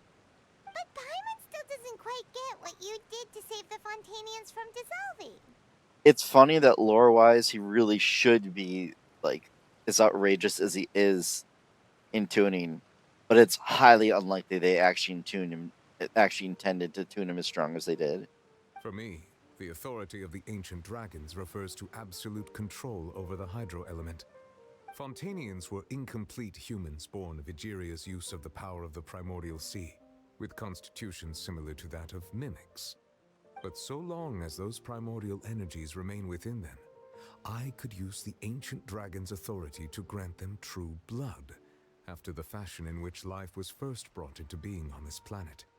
In other words, when I gave my verdict, Fontainians became true humans, and thus would naturally no longer be dissolved by water from the primordial sea. Focalor must have counted on you to make that decision as well. Your verdict was the key to making the prophecy appear to have come true while saving everyone. He's easily the most powerful character in the story so far. Yeah, and in a manner of speaking, Focalor finally managed to fulfill the original Hydro Archon's wish to turn Oceanids into real people too. I was about to say the other gods don't really have godlike powers, but no, I'm wrong. Because Zhongli, or whatever name he goes by at the time, made the Adepti, or whatever pronounce it. It seems from your expressions that you still have more things you wish to ask. Come to think of it, why did he get away with it? Did he ask permission? Whatever. Ask away. I will tell you the truth as I know it. I have investigated his case along many avenues, and I have learned that he once fell into an unknown chasm when he was young. There, by chance, he awakened the all-devouring narwhal. But whether it be by sentiment or reason, that should not have been enough to consider him the root cause of the disaster. At most, he would have had tangential liability. As for the judgment passed by the Oratrice during the trial, whether it was due to that liability by association, or Focalor deliberately using him to buy time for us on the assumption that he would be able to hold the creature off, I cannot say. Guess Focalor had Fontainians in mind the whole time. In the end, it was thanks to her that they finally became real humans. Also, my guess that we'd be fighting that machine was hilariously, oppositely wrong. Hang on a second. Paimon suddenly got another question. Back when Fontainians hadn't yet become real humans, were the children they had also transformed Oceanids? Life has always flowed like water, Do you recall how Fontainians would often come to the Fountain of Lucine to pray for children? Yeah, Lynette said the fountain is where all the waters in Fontaine converge. In truth, even those couples did not know that such prayers were no mere custom, but instead a form of ritual. Those Oceanids who were blessed within the spring water would later descend as new humans in the coming months. Paimon sorta gets it now. Either way, seems like this ritual won't be of any further use, but it'll probably live on as a local custom. Wait, so that would mean that Oceanids, however you say it, like, can no longer become humans. And they used to be able to. Unless I totally misunderstood him. Ask away. I will tell you the truth as I know it. Yeah, about that. Rosalie said Farina has already left. What's that all about? Ah, Lady Farina. The people are only aware that her death sentence has not been carried out. She abdicated the post of Hydro Archon and left affairs related to that title to me, before leaving the Opera House. I related Focalor's words to her faithfully and completely. After hearing them, she seemed neither saddened nor comforted. She simply said that she was tired and needed to rest. Having said that, she then packed her things and moved out of the Opera House, not unlike how an ordinary person might. But she's still got a place to stay, right? You need not worry. I will make arrangements to ensure that she will not want for food, clothing, board, or travel. In truth, I am somewhat happy for her. The wear and tear on her spirit will, of course, take time to heal. But now that she no longer has to play the role of Focalor the Hydro Archon, she can finally lay down her burdens and lead a normal life. What about you then? What are your plans now that you've regained your full powers as the Hydro Dragon? After Focalor passed on, the Oratrice also ceased to function. This matter will directly affect our trials.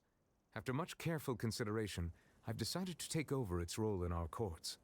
From now on, I shall hear cases and pass verdicts by myself. Looks like you're still considering stuff from the perspective of the Udex, huh? As an elemental dragon, there are indeed many things that I must do. But this power and this duty, in a manner of speaking, you could say that both were granted to me. As such, before I attend to my other responsibilities, I must first and foremost continue to serve Fontaine as its highest judge. The duty of the Hydro Sovereign and the duty of the Udex shall coexist within my person. Additionally, the Hydro Archon's departure has brought about another problem, which is that the Opera House shall no longer produce indemnitium. That's true.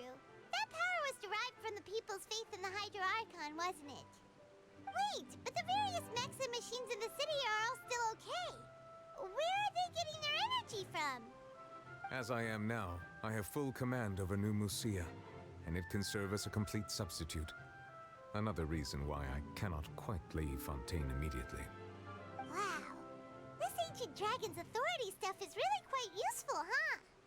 Ask away. I will tell you the truth as I know it. Yeah, so he's powering the entire country. Yeah.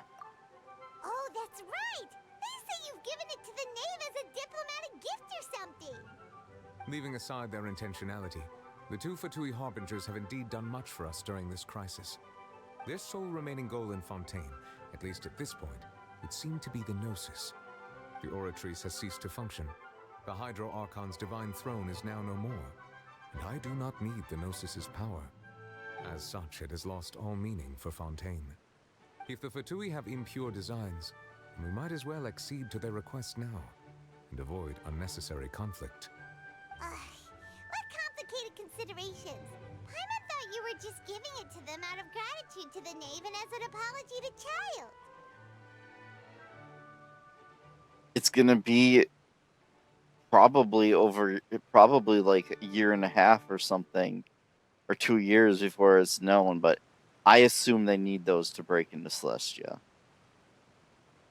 Ask away. I will tell you the truth as I know it. You will soon be heading to Natlan, I presume?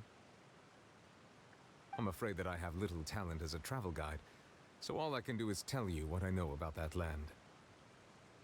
As far as I'm aware, Natlan can be said to be a nation of dragons. A nation of dragons? You mean like you? No, I suspect that I would not find myself welcome there. Unlike ancient dragons such as myself, the dragons of Natlan have undergone long years of development and evolution. Large numbers of them have entered a form of coexistence with humanity. Natlan is also the nation of war. War ravages those lands like an undying flame. There is one other piece of information I got incidentally from my negotiations with the Knave that I believe may be useful to you. The Harbinger known as the Captain has thrown his hat into the endless ring of war. The Captain. Sounds like a real tough customer. Seriously, everywhere you look, there's a Fatui Harbinger doing their thing. I suggest that you fully prepare yourself before going to Natlan. In the meantime, Fontaine's doors will always be open to you. Ask away. I will tell you the truth as I know it. Did I skip any of them? I don't think so. Hang on a sec. Paimon's still got a question about the Gnosis. When we spoke to Linny earlier, he mentioned that your attitude towards giving away the Gnosis had clearly changed. We guessed that there might be some reason for it that only you were aware of. No wonder the House of the Hearth is the Fatui's intelligence division. They are certainly sharp. So regarding this specific issue, I was just getting ready to share something with you. What is it? In truth, I exchanged some further words with that lady named Skirk after sending you two back to the surface. It went something like this.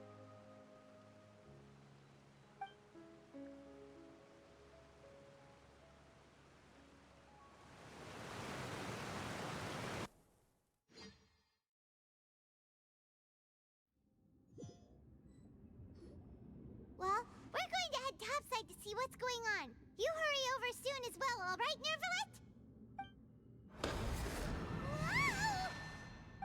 What next? The all-devouring narwhal isn't here, so I'm no longer getting any interference. I can finally catch the scent of your power, what it's made of. It is the authority of the planet's primordial dragons, but with something very similar to a god's curse mixed in. It's quite a novel blend. I'm sure I've encountered something like this before. What was it again? I do not know what you speak of. Ah, of course. How could I forget? You should have the remains of the third descender on your person, yes? Remains? I've never heard of any such thing. Huh. According to your parlance, I believe it may be called a gnosis. Well, that much is true. After Focalor's divinity faded, she handed her gnosis to me. But I fear I have never heard of it described in the manner that you just did. I've been training with my master, the Foul, ever since I was young, and I have never returned to the surface since. So most of the information I possess, I got from him. It is only natural for those who are greater than humanity to possess a different sort of common sense, which is why there are so many problems in our attempts to communicate with humans. Regardless, you should probably get rid of objects of misfortune to prevent any disasters from befalling you. To live in itself is a blessing. But once a person dies, the bonds he once had with this world shall all turn to curses. What do you mean by that? No need to fret. These are just my personal thoughts. And my reason for no longer wishing to return to the surface. This third descender you refer to, who are they? And when did they die? Master never mentioned them to me. Perhaps it just wasn't that important for me to know. If you're interested, though, I could ask him. I'll be sure to pass the answer on to you next time. Next time? You believe we will meet again? I do. Wait. I have a disciple of my own, don't I? He can be the messenger then.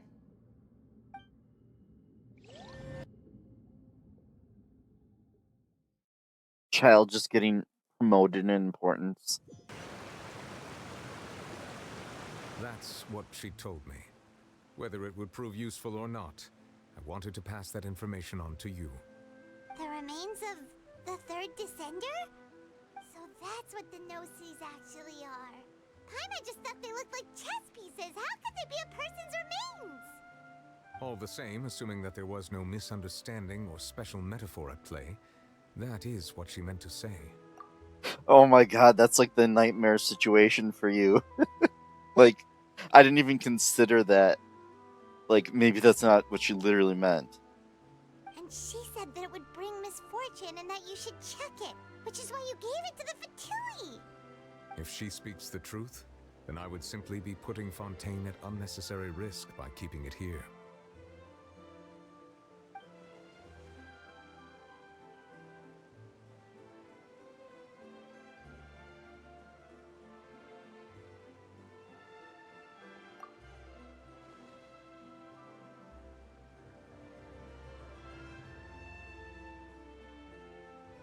I had guessed that you might already be familiar with this concept, but I did not expect you to be one of them. But how are there 7 if he's the 4th? That means that the no-sees, which are exceedingly element-compatible and can even enhance elemental abilities, do indeed come from the third descender. Oh, all of them. I wonder, does your body also possess similar properties? Like being able to use elemental powers without a vision. That does sort of count as special compatibility, right? No, let's not think about this stuff right now. It just feels creepy. Comparing the Traveler to the dead third descender and all. That's what you say, but this topic still feels like bad luck. Once Child recovers, let's get some more answers out of him. Or go look for his master and get the answers that way. I too believe it unwise to make too many blind guesses when information is lacking. The same is true of being at court. Alright. Whatever the case, it seems like the crisis here in Fontaine's over for now. Yes. All of Focalor's efforts were for this moment as well. But she sacrificed herself in the end as a god, and she suffered through all those years as a human. Was that really what she wanted? I suppose that would be the mystery of a god's will. I suspect not.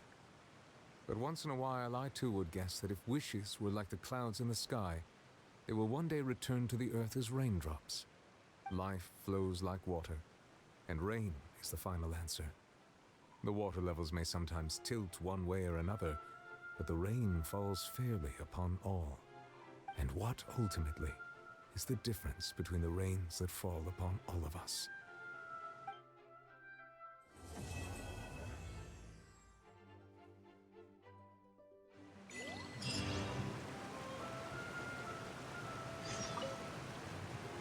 It seems from your expressions that you still have more things you wish to ask. Ask away. I will tell you the truth as I know it.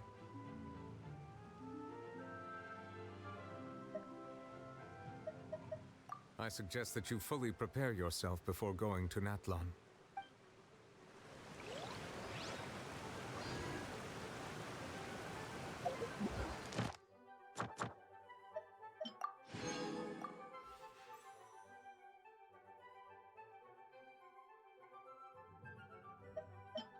Yep, especially since there's clearly another part of the Fontaine. I like how they're like,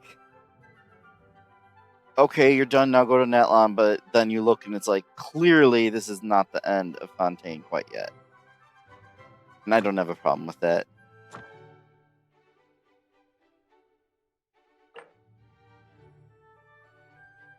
Oh, here it is now.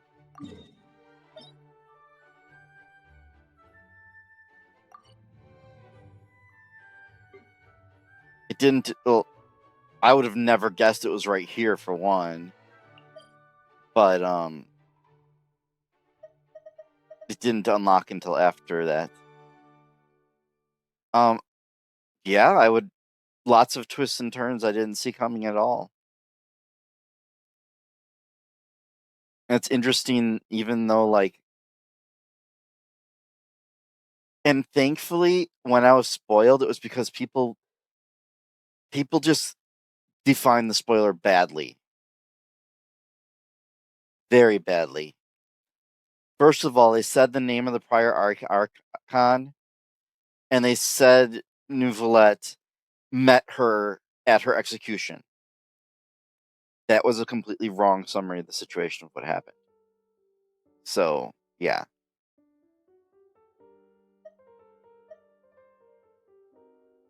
The previous Archon was gone before any of this. They didn't say how the previous Archon died, actually.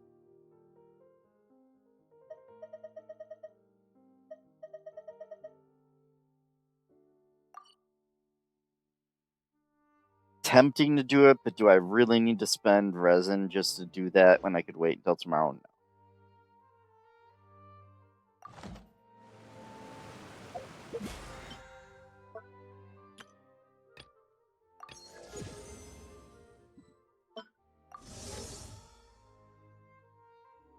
Oops, wrong button.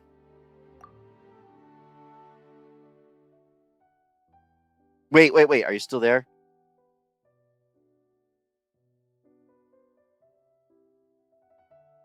Two things. One, there may be slushy rain in the morning, so I'm sorry, but I may request a ride. Two, there are sales going on at Pick and Save, so Teresa would like us both to go there after I get out of work to pick things up. She doesn't trust them to deliver it online. I know that's both of those are things you do not want to hear, but we can communicate more about after work tomorrow. But yeah. But yeah, as usual, the story surprised me in being more than what I expected. So I didn't expect to dislike it, but yeah. But good night.